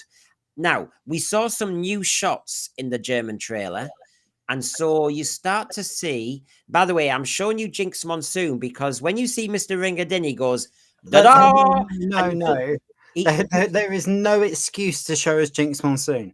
Well, it's because their entry's the same. So Alan Cumming goes, ta-da! Just like in Devil's Card, ta-da! And it's this camp thing again. I'm not anti-camp in the right places. It's fine. But it seems to be RTD has one pitch, one tone, one idea, and one type of villain. And it seems to be Doctor Who can only do high camp villains now. Oh my God, this is starting to sound like Doctor Who in the 1980s when it got tanked. Pastiche, very colourful, desperately trying to do stunt casting or event casting, trying to gaslight from if the story was any good, sometimes going a bit too preachy with its politics under Andrew Cartmel. And then on top of that, changing what the Doctor was, so we got confused whether he was he knew the Hand of Omega, he knew this, he went darker. It all went a little bit kind of because they were trying desperately to reinvent the show in the 80s. And then on top of that, it was high camp. Oh, this is very, very much what's happening now. Sorry. Oh, sorry, James. No, go. I was just wondering, was the Master considered, quote, camp? Because I grew up with Anthony Ainley, and with the classic series, I'm still like getting towards the end of the Fourth Doctor's era. So I only really know the modern Masters and the original Master. Delgado. Well, you're in for a little bit of a treat because personally, I grew up. He was my first master, Anthony Ainley, and I hadn't even heard the word "camp" back then. But now that I know it, it's. I think he's just his character. I wouldn't necessarily. Well, call it wasn't. Camp, I mean, right? The Master wasn't camp in Deadly Assassin. He was Well, very. I'll put it out though that the only original Master that I know is the original Master Delgado, and I do not find him to be camp. No, he's not. He's sinister. He's menacing and charming, which they're the worst sort. You know, they can, as they're about to kill you or compress you, he can be charming. Before he kills the Doctor, he can be charming. That's the most menacing. But I think later on, Doctor Who becomes a joke of itself. You know, anything that goes on for too long, if you're not careful, becomes a joke on itself. And I think, and I'm not knocking Anthony Ainley at all. It's just, I think everything just started to be too aware of itself. I mean, there was no reason why when we had the Keep of Traken, the Master had to look like the original Master-ish. He could have just regenerated into anybody, but he had a similar, well, not a similar collar, but you know what I mean? They went for a similar look and a similar beard, and they didn't have to. And that's camp when you try and ape something else, but you tend to exaggerate. JNT had before I got passion. into like, oh no, you go. Oh, I was just gonna say that JNT had a burning passion to bring back the past. He was always bringing back old companions, referencing old companions, referencing this and that, and I got tired of that the most. And but isn't this kind of what we're getting now? I have to say, it's exactly what the one credit I will give Chris Chibnall is he tried in that first season not to do that. Now, this is their reaction to seeing Mr. Ring-a-Ding. Then you've got Mr. Ring-a-Ding looking different, as in, you know, different expressions, because, of course, this wasn't seen in the British trailer. Then you see them looking into the kind of the theatre movie projector light that he's got beaming on them. Then there's an interesting little effect where basically they are blurring between being three-dimensional people and being a cartoon. And so you get an... No, that's just an outtake from Wallace There we go. That's what I was waiting for. Is that real? Yeah. Wow. So there you go. It's funny. It looks like they spent so much money on the rest of the show that they couldn't afford to make them look like decent cartoons. But we know who they are. Wow. So that's that. They could take those character models and use them for an actual crossover with Star Trek Lower Decks. But this is actually that would be good. This is terrible though. But this is the issue. We were saying this at the very beginning that it is possible. And I was talking to Adrian Sherlock, who's going to be on the Detox. He was saying that it looks like RTD has just been given carte blanche, absolute carte blanche to do whatever to save Doctor Who, do the multiverse, do everything. And the BBC have just gone, here's the money, save it. And this could easily be a launch pad to an animation series. And so it's not accidental, is it? Or a game or a computer game. That's the other version, isn't it? Now, as Greg Smith says, for example, this looks horrible. Matt the Silent, sorry, but no RTD and Gatwa have lost their minds. Dalek Lives Matters, that's not Doctor Who. And it just continues like that. But what I want to do is just jump for a second to an example. So if you bear with me for a second, my brain can just about do this. Here we go. And it takes me back to, I did enjoy Star Trek, the animated series in the 70s. Now, if you just look at the animation, it's on of a similar par almost. So is this... there you go. Is this a launch pad to something else? I don't think Doctor Who needs it. And I still think Doctor Who, the main brand, has to be resurrected and revived. I don't think it's been assumed. But there you go. But it also very much the same point that I was making. It reminds me of Star Trek Lower Decks, which is obviously the new version of TAS. Yeah. With a bit I wouldn't watch an animated Doctor Who. I actually like Lower Decks, by the way. I'm not saying that as a derogatory thing. But Lower Decks is fantastic. But we're partly, in a way, I mean, an example from the 70s is they weren't making Star Trek. So what they did is they got the actors and made the animation. But we are making Doctor Who. So there's no need for this at all, unless they think there's money in it.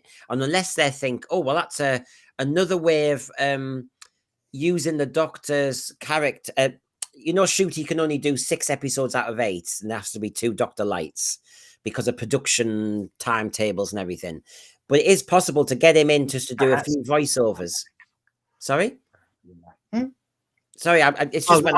Did I say, or perhaps because he can't act? No, I couldn't have said that. That would have been really rude. It's very rude. I'm straying above it all. No, but the point is, you can get an actor in for a couple of days doing a voiceover to an animation, and that means you can maximize your Shooty Gatwa time. I even know the main series can only fit him in 6 episodes. There might be method in their madness, but I'm not applauding it. Lee Smith mentions the Tarzan cartoon as well. I know I forgot about that one. But what about the Planet of the Apes one? The Planet of the Apes animation in the 70s, I also remember. I recognize that. I saw that. There's an element where I have to say it's a 1952 episode, so to speak. And there, Hanna-Barbera, there's an element where this could be the Harlem Globetrotter animation. It could be Valley of the Dinosaurs. It could be Josie and the Pussycats in Outer Space. All my favorites. I'm looking at the eyes of the 2 characters of Doctor Who, and I think there could so easily be from Hanna-Barbera. So there's an element to maybe they're trying to do a parody of that style. So I just wanted to show you that, but there they are in their larger form. It's not exciting me. As I said, I've watched the Phantom Toll Booth. They're not dreadful Hanna-Barbera style character designs, but what is that doing in Doctor Who? Exactly. Well, they are. Exactly. It's obvious. It's because they think they can. They've got the money now. Yeah, that's it. It's just... and that goes back to what I've been saying for the last few weeks, that this season is going to be worse than season 1, 14 or 40. It's because they didn't get the reaction before, because they made the 2 seasons together and they didn't get the reaction before they made the next one. They will have assumed they won and they will have doubled down, and it's going to be worse. No, well, he has doubled down, and has problem been, hello Lee, well, the Insufferable Goon did say he felt like he was a Velma, and that's in the British version. I think it's in the German version as well, actually, where they have the joke about Dr. Nurse Thin, and then they have the joke that she says, you're like Scooby-Doo, and he says, I'm more like Velma. And I'm sat there going, are we not doing the lesbian Velma thing, are we? That some people read into that. It's like, oh no, they actually did a show where I can't remember what company it was, either like Disney or Netflix or somebody. They did a show based around Velma that didn't have Scooby-Doo in it, but had all the rest of the Scooby Gang in it, and she was an out lesbian, and she was also very much darker toned than the cartoons that you would remember. This actually happened. It's just I don't know why. Look, and I'm not against the L and the G and the B at all in any shape or form. The T is particularly political, and we don't need to go there now anyway. But the point is, it's a hot topic. But I do agree with you. I mean, I've got no problem with normal gay people, but how it's roommates. But it's just that, turning a cartoon that's beloved like Scooby-Doo and then updating a character, remember, a kid's character, and giving them sexuality and giving them, look, you're just blurring boundaries. It's like, leave it as kids. When we're kids, it's fab when we're kids because we don't know what we are. It's great. We can just be innocent. Don't inject sex and sexuality into it, please don't, because once the kids have grown up, life is spoiled. So basically, I find that offensive and dangerous to do stuff like that. Nothing against lesbian. I just had to say that. It's not about that. It's about don't blur the kid's character with the...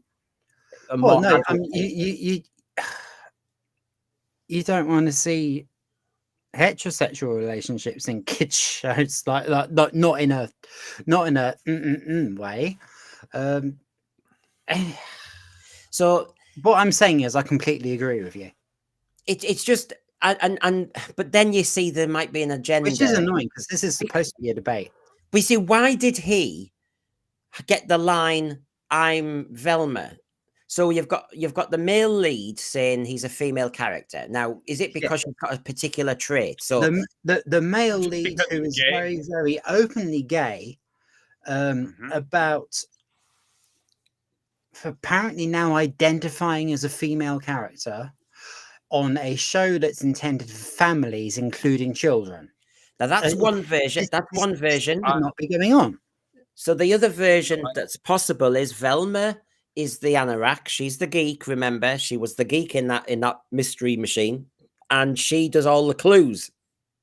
And the Doctor is the clever thinker. So he's more of the Velma. He's not the Shaggy. He's not Fred. So there is a possibility. I'm not denying that everything's got agendas in it nowadays, but I'm just trying to be fair, as the sense fear that could the joke have a couple of different meanings? What are you thinking, Brian? I just think they're basically reminding the audience that he's gay, and it's a cute little line to feed to somebody. You know, oh, you look like you're Scooby Doo. I'm more Velma. You know, it's just one little line. Yeah.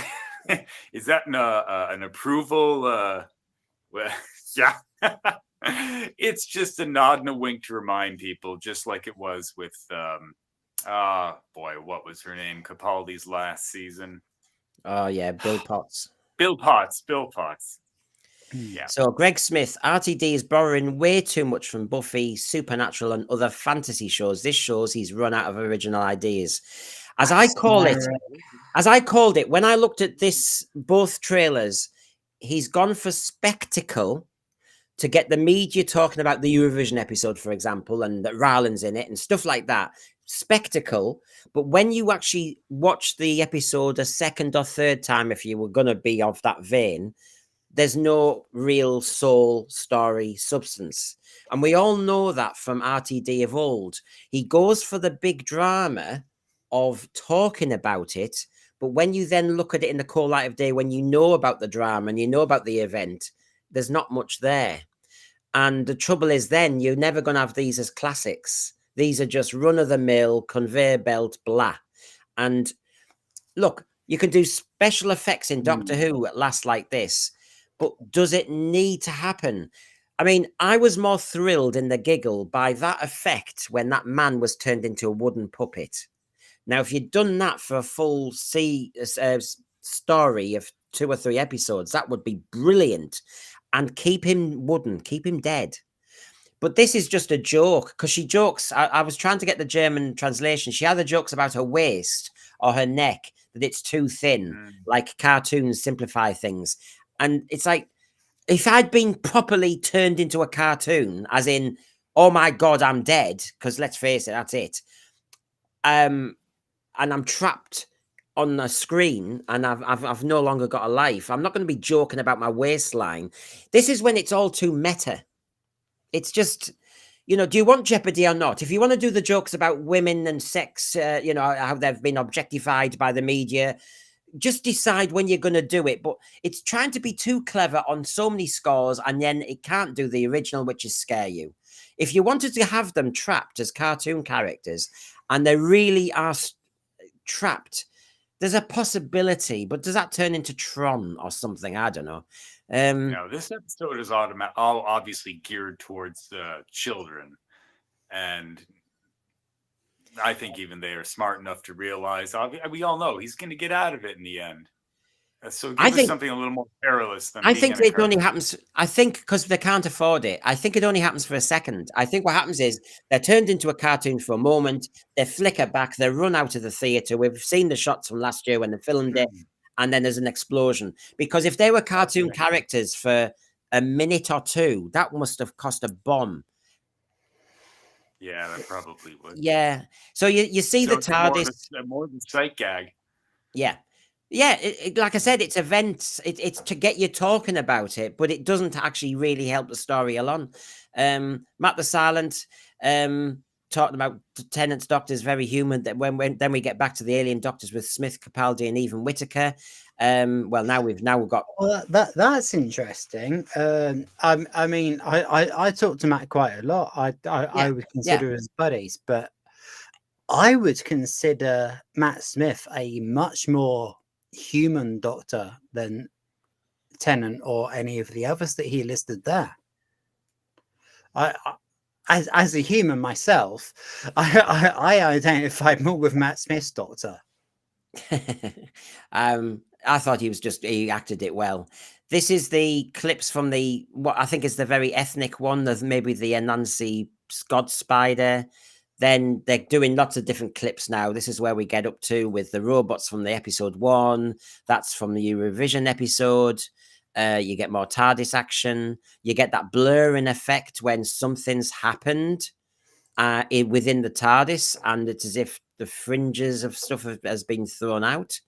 And then he goes, oh, that's strange. Something's happened here. Then you get him dressed for his 1952 episode. Then you get this. I think this is from the African episode. Everybody's looking up. Did you notice in both trailers, they're always looking up? Mrs. Flood's looking up. It's like the gods, is that the obvious thing? Yeah, and that doesn't make sense in itself because they're in space. What is up?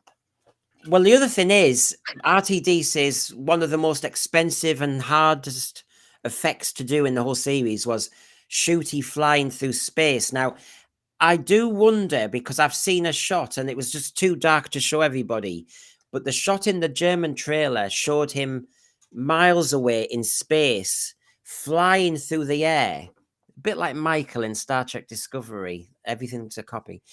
Oh, yeah. Does he blur? Burnham. Does he fall out of the TARDIS, as in it blurs and he falls? Or is this when he's lost the Eurovision Song Contest and he falls through time? And obviously he then falls into a different reality, because I do think something like that's going to happen. Heather, I know. How have I not said space twerking yet? I know. Heather, he better keep his mouth shut because he's flying through space, and there's lots of time turds being tossed around by Sutek's little dog. Watch out for the time turds. So, yes, he said that's an expensive effect. Then we've got a bit more from the actual opening sequence again. Blah, blah, blah. Then, we found each other. Woo. That's the most masculine the Ncuti Gatwa Doctor's looked in 2 series. It's the most masculine because he looks like... Who's she? Huh? Sorry, who's she?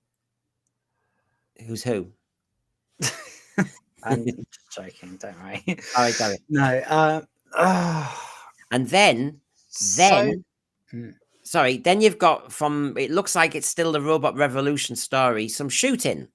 And one of the screenshots would have been people all in that same colouring shooting, about 3 or 4 of them. And then they shoot at her, I think I can say her. And then the next effect is a skeleton effect. I've seen some streamers going, oh, we've got the Daleks back. But that's only because they've seen the skeleton effect. But, okay, so we get somebody who might die. Whee! The thing that looks like it's on top of a timbre drum in the last shot, and then and we've got like the swirly thing going up to the glowing ball, and then we've got the other swirly thing in front of it. It does kind of look a bit Dalek, so I don't think it's just that, but I imagine that's misdirection. I imagine that's bait and switch. I mean, RTD is a master baiter. Okay. I know what you mean, though, with all those aerials and stuff like that. But, there's the African episode where they go missing and the God Spider. And that's the Doctor with his back to you. And he's got something in his hand that seems to be making things blow up. That's them falling through space. There's that monster that I saw a picture of when they were in rehearsals.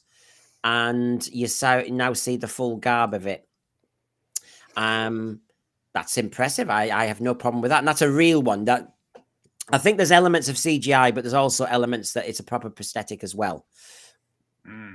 Then it's from the same episode. There's Unit. That was literally a monster from Doom, though.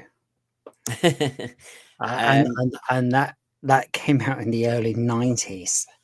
I know. Well, and then we've got a Dark TARDIS. Now, we had a Dark TARDIS in Stolen Earth, didn't we? It's been red with the master one. Was it The Sound of the Drums? Red for emergency. So subtle. I was You, just talking about this with you earlier. They should you be were? using that more often. Yeah. There's that spider again. And there's what happens to that spider. Oh, so they ruined it. I know. Why would you do that? Why do they give too much away in that respect? You know what I mean? You think, oh, very sinister, and then you go, oh, right, okay. Yeah. I mean, we know it's going to get it in the end, probably, but to show it. Well, the thing is, most of these are one-off episodes, so within 40 minutes, you have to think, oh, there's some jeopardy, and then go, oh, it's going to get sorted out. But to then think you already know how the big resolution is going to look, it kind of is a bit disappointing. And then, of course, they're just kind of, if you can just see there's the rocket, and the TARDIS is following it. It's underneath it. So that's her probably being abducted, and the TARDIS follows her to that Robot Revolution planet. And then there you go. And you then get it flying to make the logo at the end. So I never got the flying TARDIS thing. No, well, it's supposed to materialize somewhere. The 70s did do it a little bit, you know, when you saw it spinning. And so I know what you mean. It's not a space shuttle. It shouldn't land at unit. No, it should materialize. But I suppose what I would say is we are where we are. You take what you can from various versions. Now, I wanted to show you what was omitted from one version or another, because that, I think, gives an awful lot away. Now, let me just get the right version. So I need to just kind of sort myself out here. There we go. So we had that. There you go. These were not seen in the German version. So the German version did not show you Mrs. Flood, didn't show you Mel in danger with a collapsing street. They didn't show you Rylan. Well, yeah, because nobody knows who he is. They didn't show you that ghost death mask ghoulish face. They didn't show you the skeleton, and they didn't show you the missing Ghanaian or West African looking people. And I think it's because only they save all the preachy stuff for the British audience. They like to trigger the British audience and the Germans and other people. Yeah, they think they can control us. They think they can indoctrinate, and that's what's led to the rise of that starting to not happen. The very same thing that is happening in America is happening over here, albeit about 6 months behind. And you know, we're not going to be told what to think anymore. You know, but you see, culturally speaking, this is what. But this is what I find so fascinating, because editorially, the BBC makes their trailer, and they put these things in it, and then the German trailer. Well, I understand you're not going to put Rylan in it because no German would know who he is. I understand that. I don't understand why some of the other things have been missed out, because I thought Mrs. Flood was one of the keys to the series, so they've left her out of the German version. Or is that just too much timey-wimey? Mel, that scene where the world is collapsing around her, they've not shown that shot. I'm intrigued that two of the monsters are not shown in the German version, but I'm very interested, culturally speaking, that the BBC think we can pile into this cultural agenda still in their editorial, but the Germans go, it's not of interest. Hey. You know, if I may, Canada has always been, I guess, a little. I didn't realize that, like, that you know, the UK is following suit with the US right now. But Canada has always more approached multiculturalism as a melting pot. You know, everybody being immigrants from somewhere. To the point where nowadays on a lot of our commercials, we've even got. I don't know about. Tell me about you two, but I don't think you do have same-sex couples in your commercials. Yeah. You do. Okay. Yeah. And James? Yeah, I mean, I'm in the same country. I get the same TV. Yeah. Oh, right. Jeez. I kept for Every some reason I was like, James ev- is American. every No. couple in adverts is just about mixed. Mhm. Yeah. That Same here. it's all blended. It's very unusual to see a straight white couple on the television, whether it's in a program or an advert. But they might have a Chinese kid. You know, that's how they do it, don't they? If you see a white couple, That I literally Brendan just is saw right. one of those last week. yeah, It was yeah, the kid could be adopted. The world's very different nowadays. I understand that, but it's just done on everything. To in the point, you're just baiting the majority audience of each country. And by the way, when I go to Spain, they don't do this. When I go to the Far East and you're watching TV in the hotel, they don't do this. It's But only a particular thing. It's so bloody strange, you know, because that if you actually talk to a man in the street, or like me, I work in a shop. I see every walk of life every day of my life, and you know, almost nobody is racist. Almost nobody is homophobic. Um, and yet they feel they have to press it on British TV all of the time. Like, you know, just let everyone have their thing. You know, most people, the vast majority of people are, you know, in this country at least, heterosexual and white. Well, Simon Anthony here, who I normally have on as the contrarian, and normally tries to defend the status quo. He tries his best. RTD probably had utterly no influence over the German trailer. Oh, I'm in no doubt about that. We can't draw any inference from it, but we can, Simon, because we can infer a lot from what was missing in one of them, because RTD decided to show us all these things here. And the Germans must have come on. The Germans will have seen the series and thought that's not relevant. That's not important. So I can deduce from this that yes, they don't know who Rylan is, but it also means that the Rylan Eurovision episode is froth. It's not important to the arc.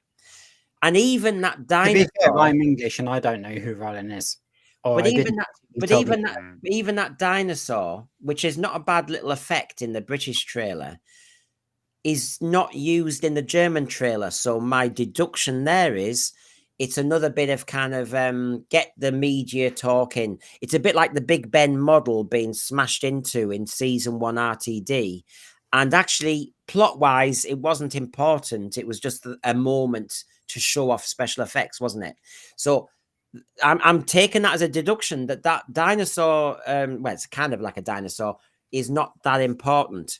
And sadly, the ghosty death mask one might not be important either, which but Mrs. Flood not being included in this season 2, and Mel not being used, and she's so Doctor Who, and the theories and guesses from lots of Doctor Who fans have been whether Mel dies in the climax to the series.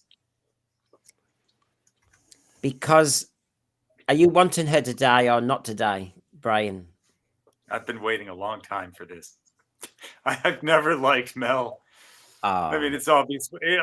We all know why they got rid of her with that scream. She was annoying everybody. I don't know. Maybe she quit. I don't know. I just never liked Mel.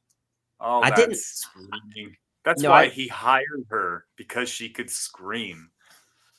Well, I never liked her at all. I never liked the 80s version of her, but and of course the show was dying then. But she's a good actress. Yeah, they've totally brought her around now. But because I have that 80s image and all that just burned into my brain, I just look at her and think, what's the point? Like, why did you bring her back? Do you think? So if Mel isn't shown in the British version, does that mean she will?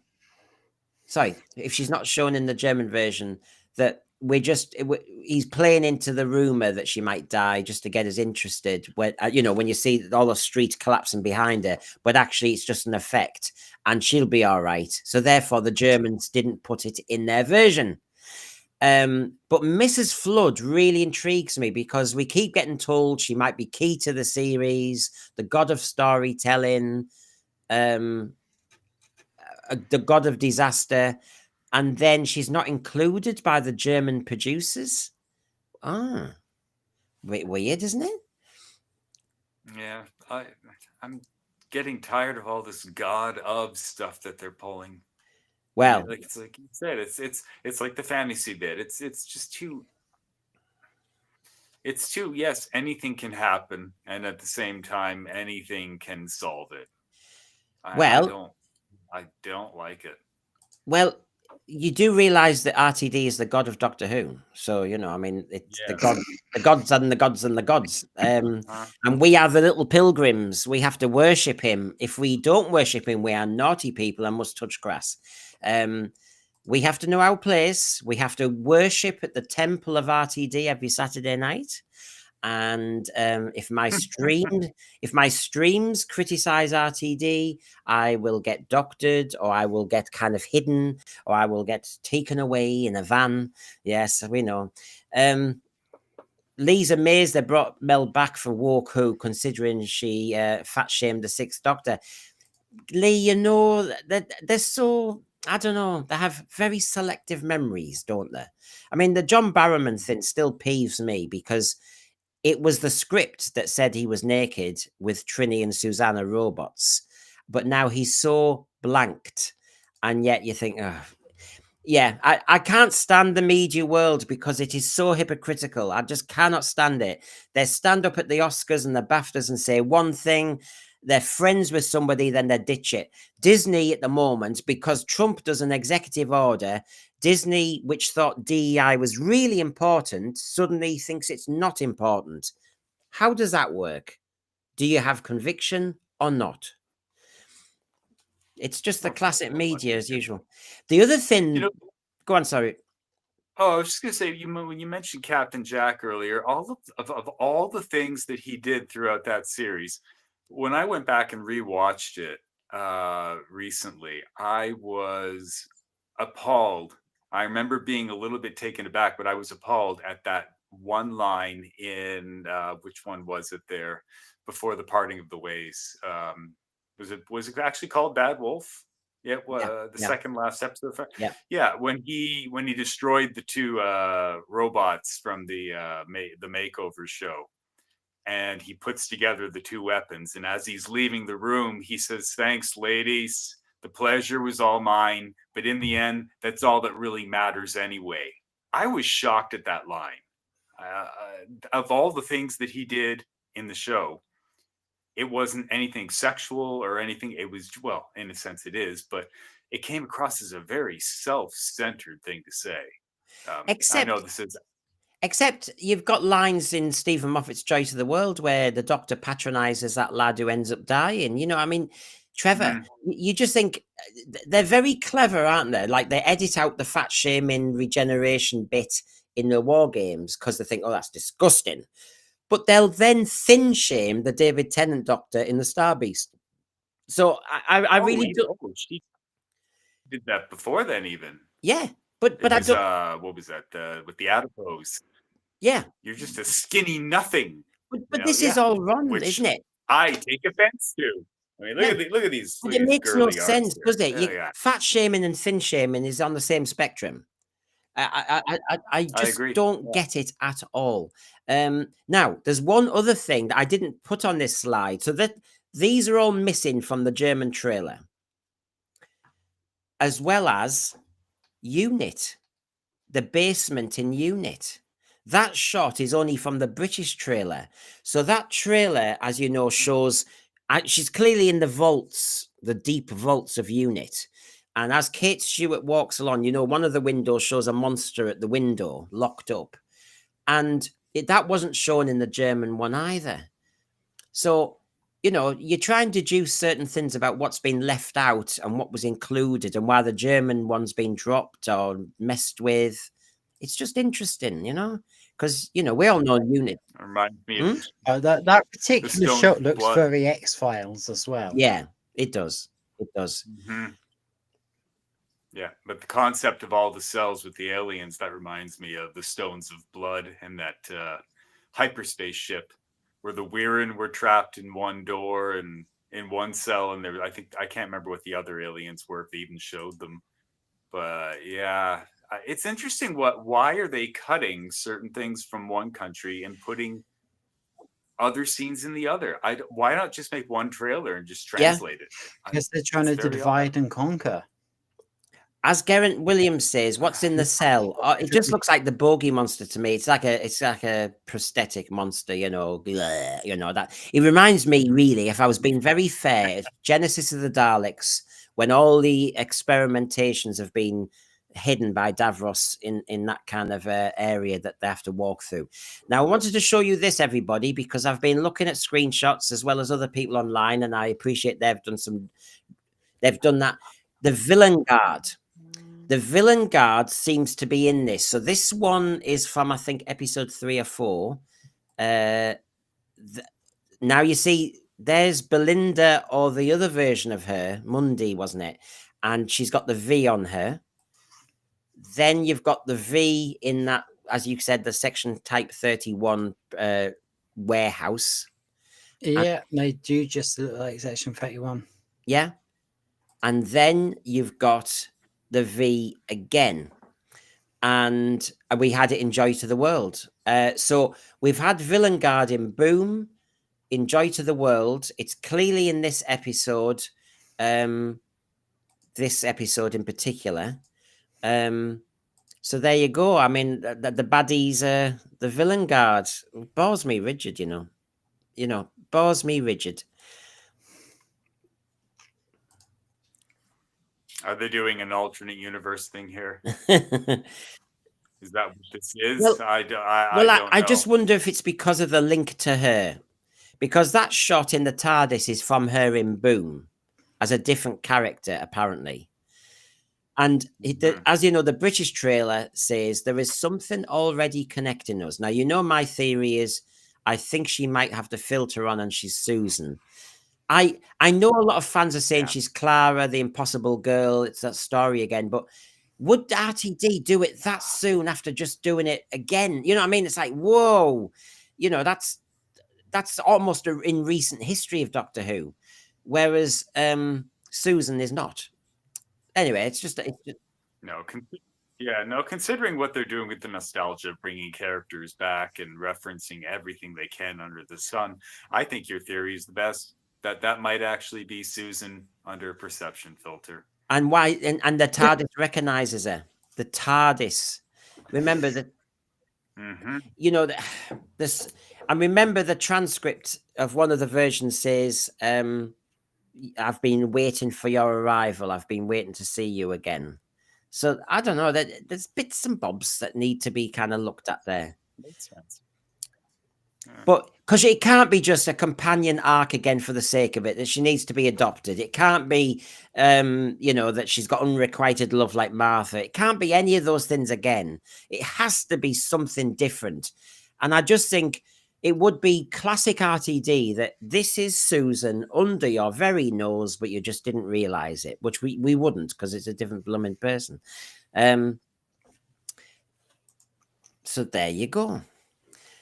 And of course, the thing is, I was just going to say, the thing is that the new viewers aren't going to really know / care who Susan is. I mean, they're going to go, oh, look, it's a past companion from 50 years ago, 60 years ago. And as far as our generation is concerned, we don't care because the show is so terrible. I don't care who they bring back. But he said in the SFX magazine that, he understands he's trying to get new viewers. And for the old viewers, he brought back Sutek, which all of us hated. So that's no way to get an old viewer back. No, just give us... The way to bring it back is write a good story. If he had the old viewers, he wouldn't need new viewers.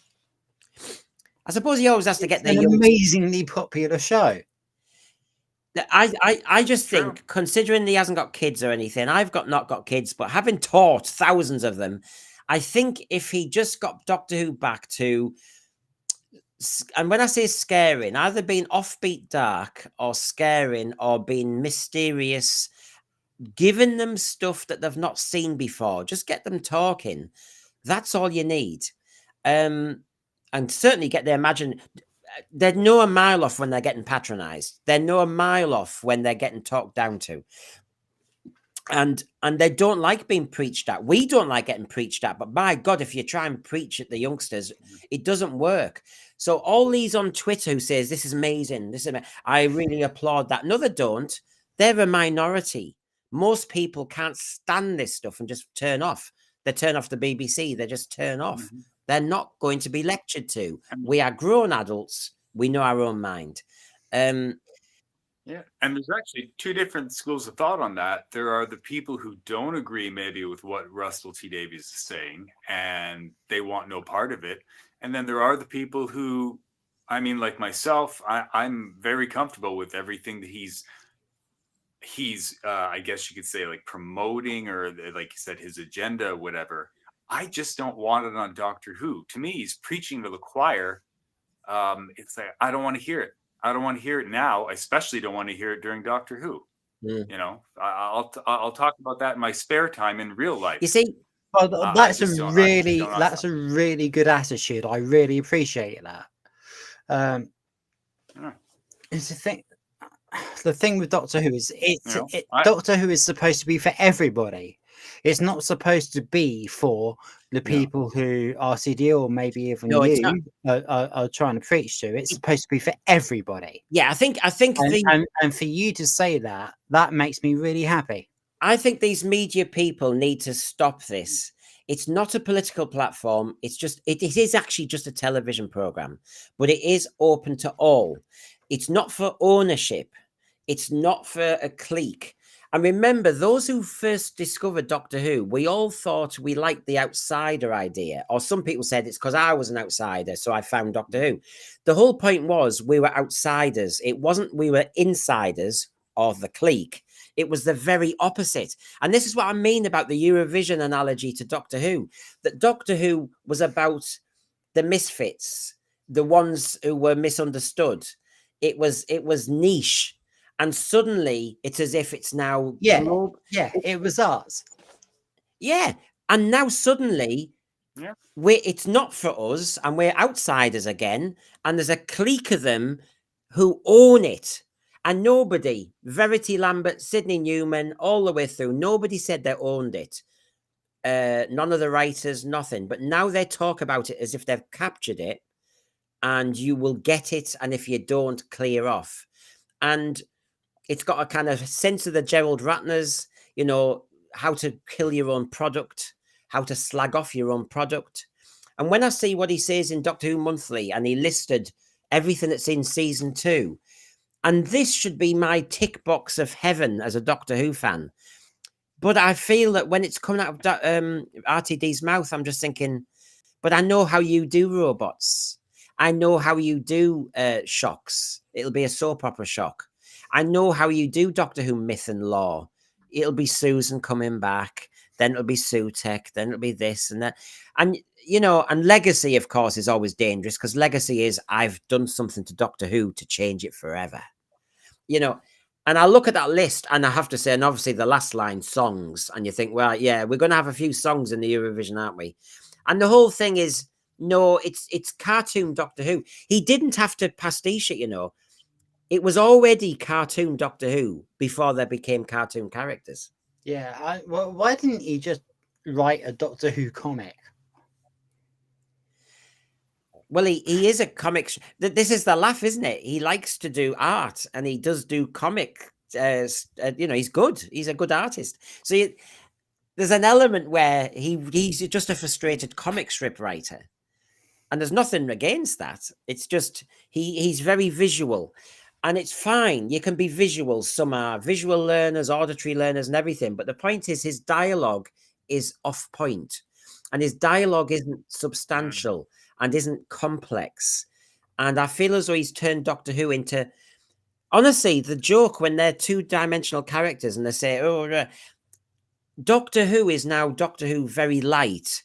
and it is almost like it's just the kiddie version of Doctor Who. And this is written by a 62-year-old. It's mad. Are we sure He's got 62 is beautifully his brown hair. IQ or his 62. age? Well, we all get worse with age, James. We all get worse.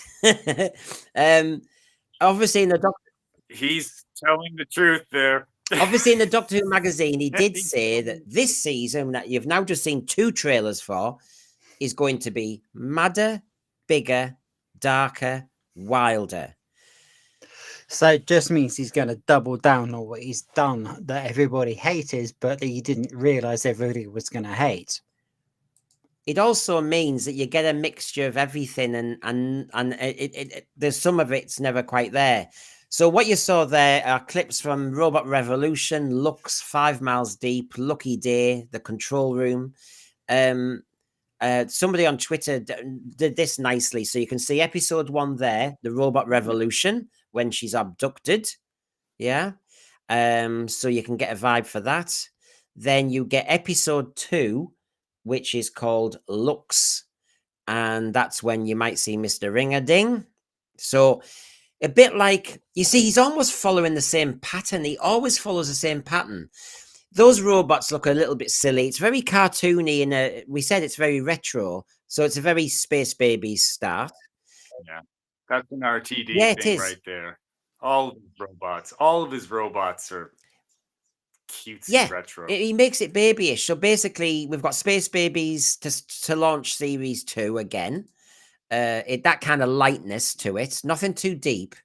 Then for episode 2, you get At the End of the World from 2005, something where you get this amazing Lady Cassandra effect and the Britney Spears music, or you get The Devil's Chord. And I have to say, when I went da-da, it's the same. It's episode 2 again when you do the high camp.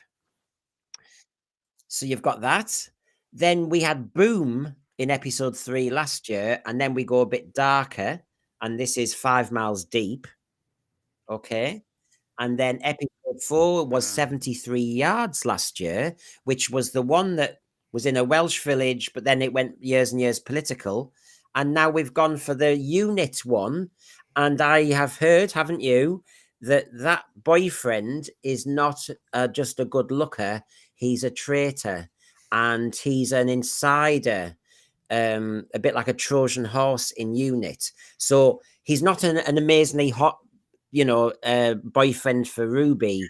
It's going to be. He has to have the meet me at what's it called? Meet me at McDonald's as well.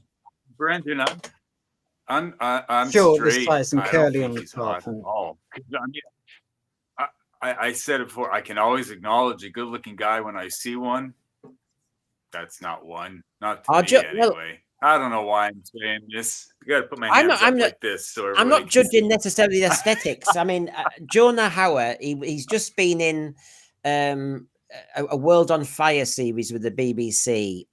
He's in a lot of things, and I mean, he's one of those that's popular at the moment. He's supposed to be the tasty boyfriend that might be a bad insider.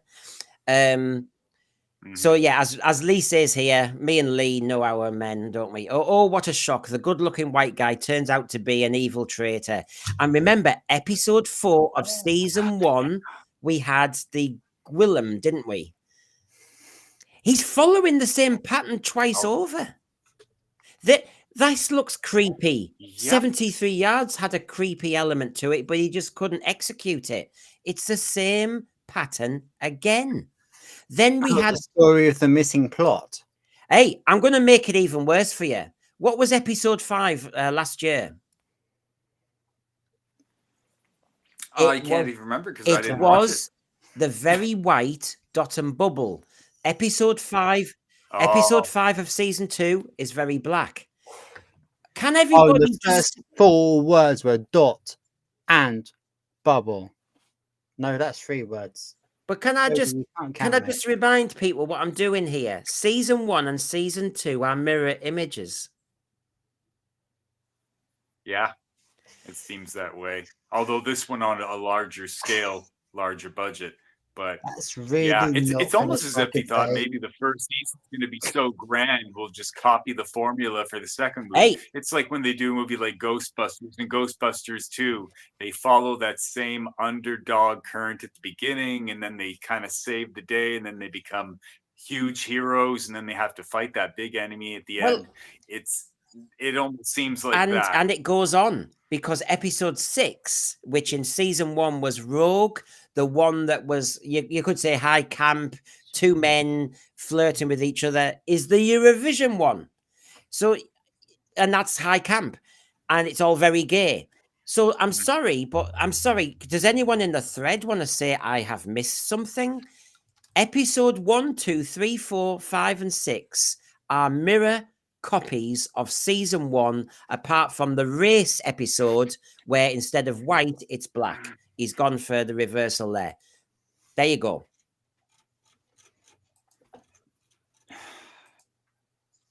So he's following the formula that failed. And that's why he's written it. It doesn't matter.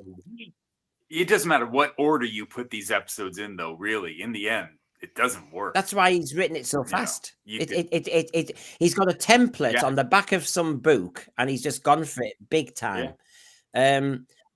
Yeah, he likes to brag how fast he can churn out these scripts. Yeah, and there's the big finish. Ban Banner Boom, 2002, been done before.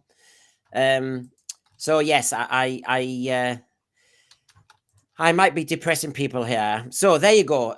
We looked not very quickly. We've hopefully been very decent at looking at the German trailer, the differences, talking about our theories as we went through. Now, one last thing before we depart, and I feel as though I just need to kind of make everybody say that was, us talking about season 2.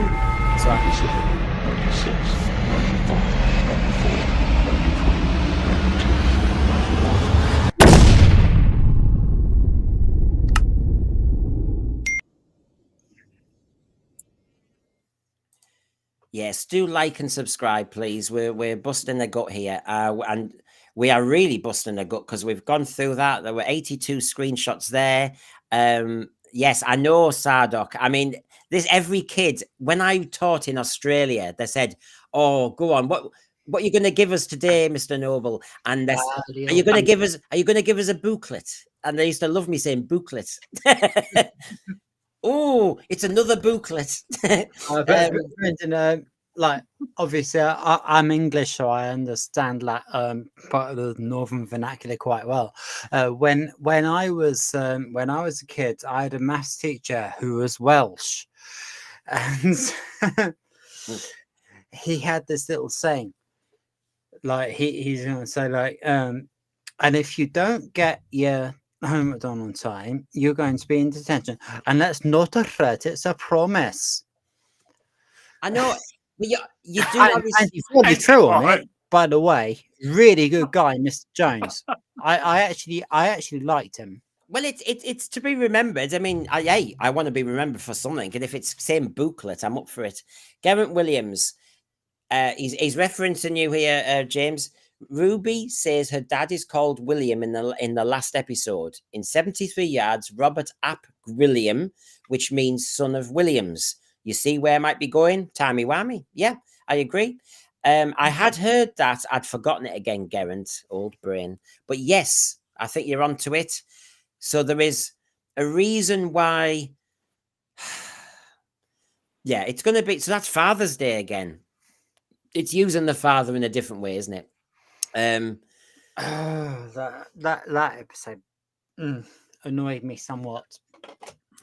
Well, I'm here. Look, we've got to get things off our chest. We've done a fair bit of it, but there's one more item to talk about, which is when the BBC didn't have any trust in Doctor Who in 2005. So let's get this bit off our chest as well. Here we go.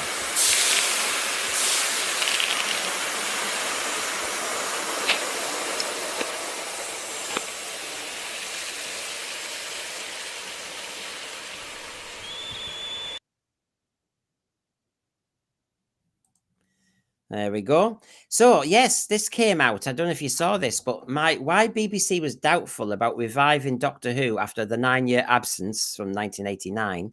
And they talked in some interesting details, and it was from an interview with Julie Gardner, Russell Davies, and Jane Tranter. And they said because it had been off the air, the wilderness years and everything, the BBC had done some research, and they said that seemed faulty, as the sci-fi show remains, it must have been faulty because it's been successful ever since.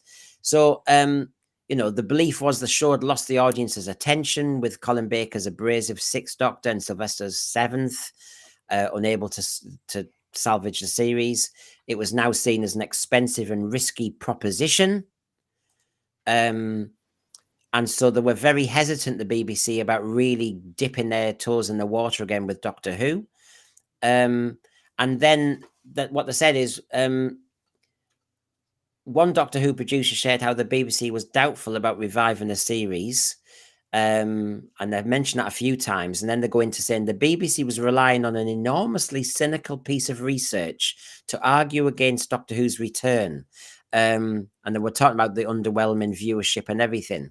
So Julie Gardner said, it basically said there was nothing that could bring a core audience to a sci-fi show, that if children liked a show, their parents wouldn't.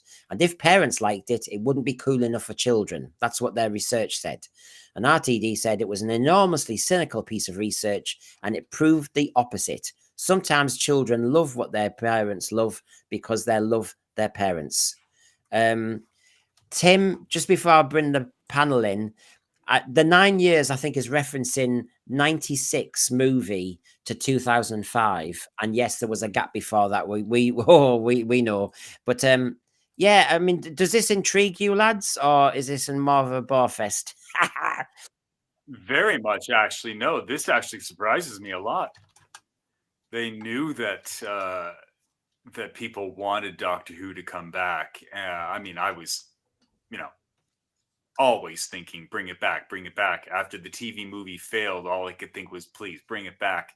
I used to listen to a very podcast called American Who, and this guy who did American Who, he actually, I believe he got Elizabeth Sladen on the show, maybe one other companion. Boy, I'd like to look this up and find out what happened to this guy. But he kept that hunger for Doctor Who to come back going. And then one day I tuned into that podcast, and it was just an explosion. He's like, the unbelievable has happened. Doctor Who is coming back. And I was at work at the time, and I probably did jump out of my seat going, yes, finally. I can't imagine why they would think that it would be a failure. Because it was a risk. Of course, the BBC have never understood Doctor Who. Yes, I remember. You see, this is it. People say they remember when Princess Diana died. They remember when JFK was shot and all the rest of it. And yes, I just got my job as assistant head in Birmingham, and my now husband phoned me at work and said, did you know they're bringing Doctor Who back? And I was going, oh, don't say that. You're teasing me. No. Of course, it had just been on Radio 1. And then to hear that, yes, it was coming back was exactly what I wanted to hear. And so, but talk about the BBC. But this is the other thing. We've been talking about media agencies like to virtue single preach, and we've said all our usual things. But you can get a company to tell you what you want to hear as well. You can get your research just says what you want to hear. So if the BBC were going, oh, I don't know if we can be bothered paying for this, let's get some research that says nobody's interested, they'll find some. Well, they were wrong now, weren't they? Yeah. And it's funny because obviously in the thread, there's a different discussion going on as well. We're talking about teachers because of James, and obviously me as an ex-teacher. But we had an art teacher, by the way, brilliant art teacher.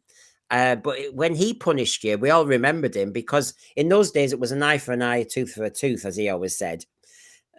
So basically, he didn't cane you though. What he did is, if you messed on with the paints, he painted you. He painted all over your face. He painted all over you. So he said, if you want to play with paint, now if you messed on with water, he then sat in the sink and turned on the taps. So he just absolutely drenched your trousers. So basically, it was an eye for an eye, a tooth for a tooth, and everybody. Yeah, I had a Oh, brilliant teacher. with He was a Scottish bloke, Mr. Cameron, his name was, and loads of people hadn't done their maths homework. From I mean, he was my tutor, but he was also one of my maths teachers. So like for tutor group, I was sat in his class, and then for maths class, everybody else went away, and the rest of the maths class come in. So I just stayed sat where I was, and yeah, loads of us hadn't done our homework, and they made up all kinds of, like really quite amusing excuses, I suppose, including rabbits, dogs, as you would expect. And I hadn't done it either. So I was in line and I said,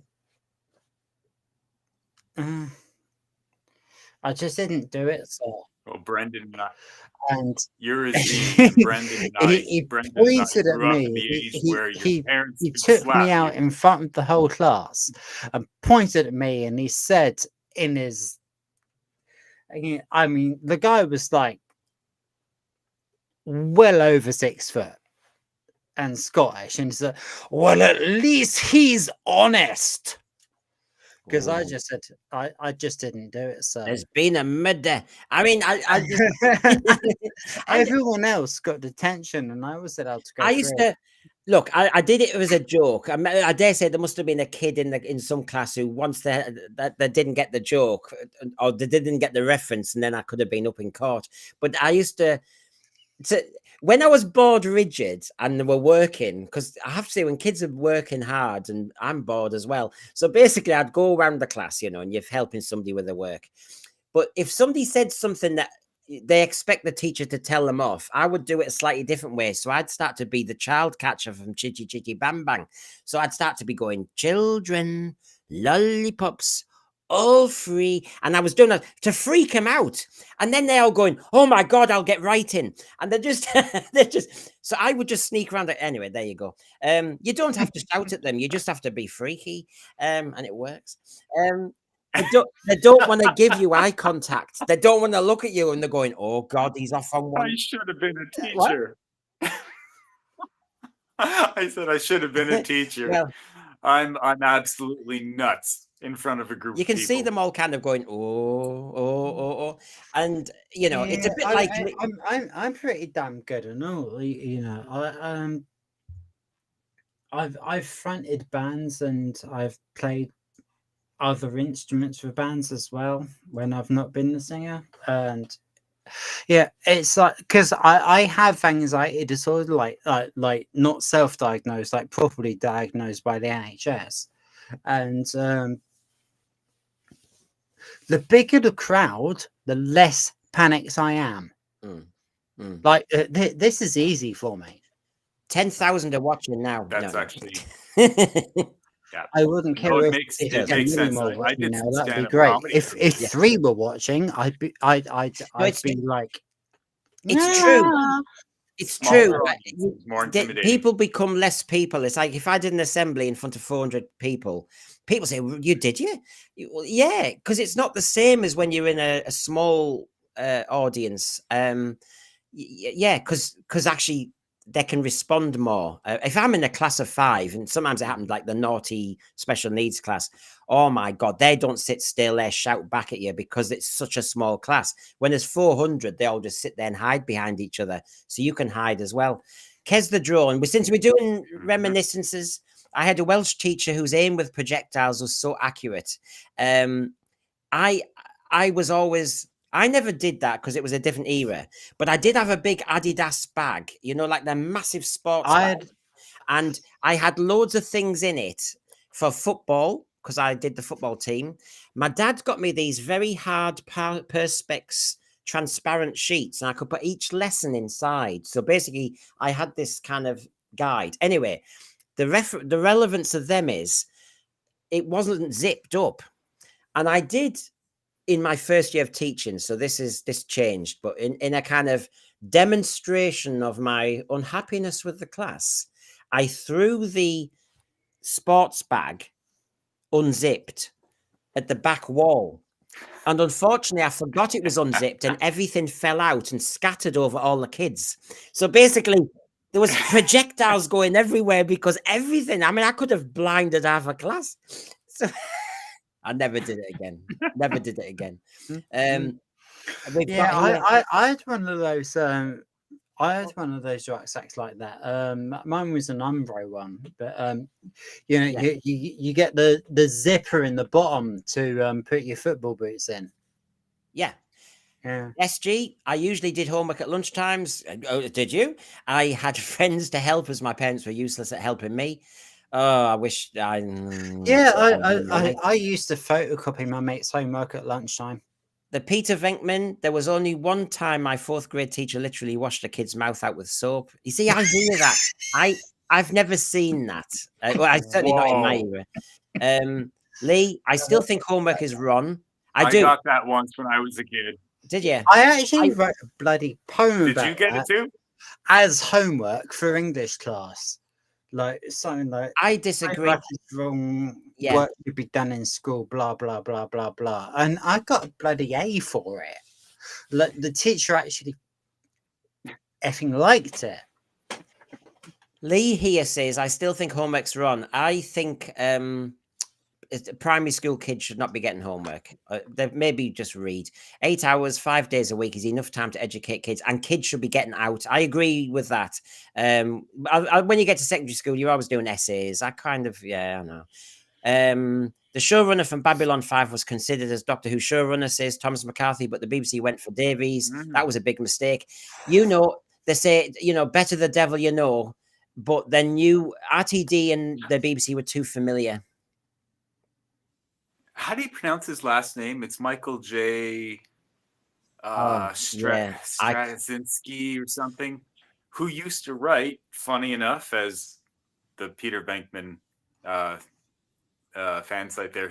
He used to write for the real Ghostbusters back in the 80s, and then moved on later on to Babylon 5, which quite a leap. Did some good stuff, but yeah, that's the person that they wanted, and they got Russell T Davies instead. Is that what you're saying? No, he wanted to do it. He offered to do it. He with offered. The BBC. Well, I think they would have done well. I think if I'm going to be cheeky, I'll say the BBC, that are very progressive and DEI, don't you know, decided they'd have somebody British to do Doctor Who rather than an American. Some would call that racist, but the BBC are never racist. Yeah, they specifically said to what's his name, Stephen King's movie. Son, who had been making a name for himself. We're never going to have an American writing Doctor Who, and if we did, we wouldn't start with you. Yeah, yeah. He actually shared that. Stephen King's son actually shared that. Well, there you go. It's called progressives having hypocrisy. So Julie Gardner, in this discussion about having doubts about Doctor Who, she said for her, the moment they knew it was going to be good was when Billy Piper was on set. There was a moment early on where I and the whole crew were just quietly watching what Billy Piper was doing, and it was incredible. It was star power. Chris Eccleston was astonishing. What an incredible Doctor, but it's the companion who holds the audience's hand and gives them a way into the story. And to see the way people engage with Rose Tyler was extraordinary. I will caveat that and say, unfortunately, they then thought companion arcs are the way through.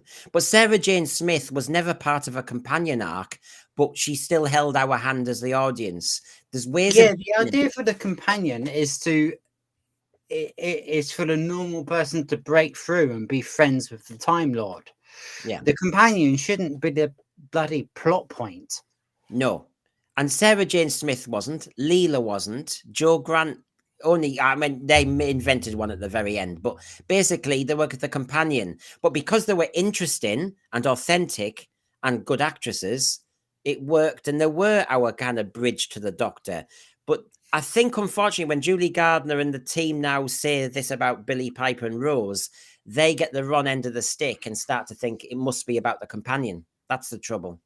Isn't it funny how women who are good at acting make characters that people believe?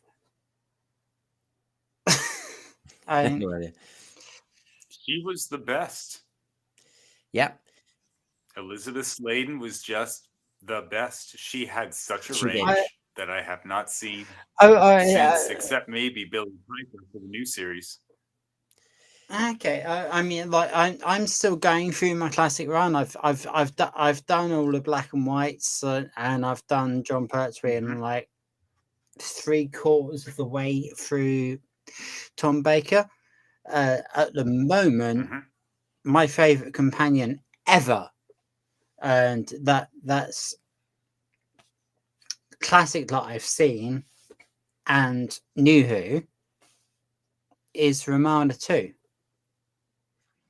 Yeah, the thing is, I know. Look, we're all allowed different opinions, but I just, I don't know. There's so many of people who watch our stream of a certain age who will say it's either Joe Grant or it's Sarah Jane Smith.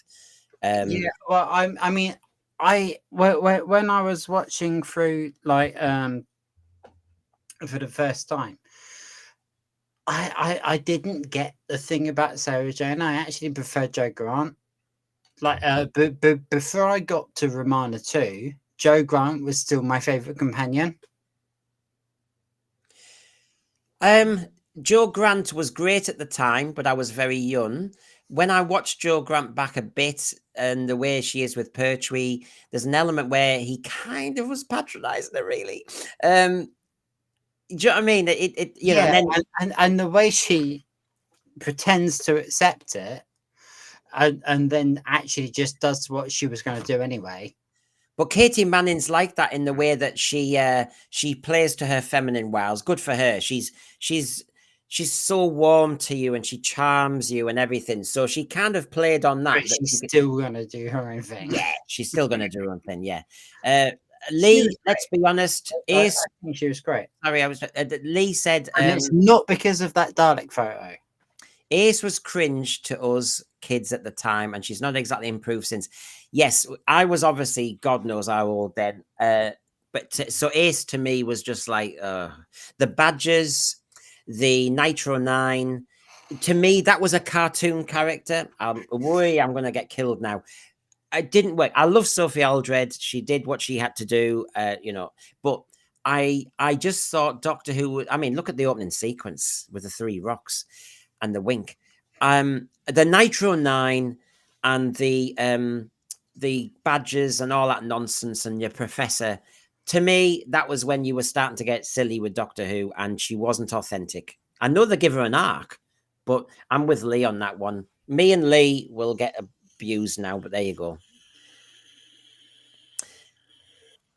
I should keep my mouth Go shut on then. We're supposed to be not always agreeing. Go on, Brian. Tell me how. I wasn't. Tell me what I said wrong. I wasn't an Ace fan either. I didn't like Ace at all. I haven't seen Ace yet. I was hopeful. I haven't seen Ace yet.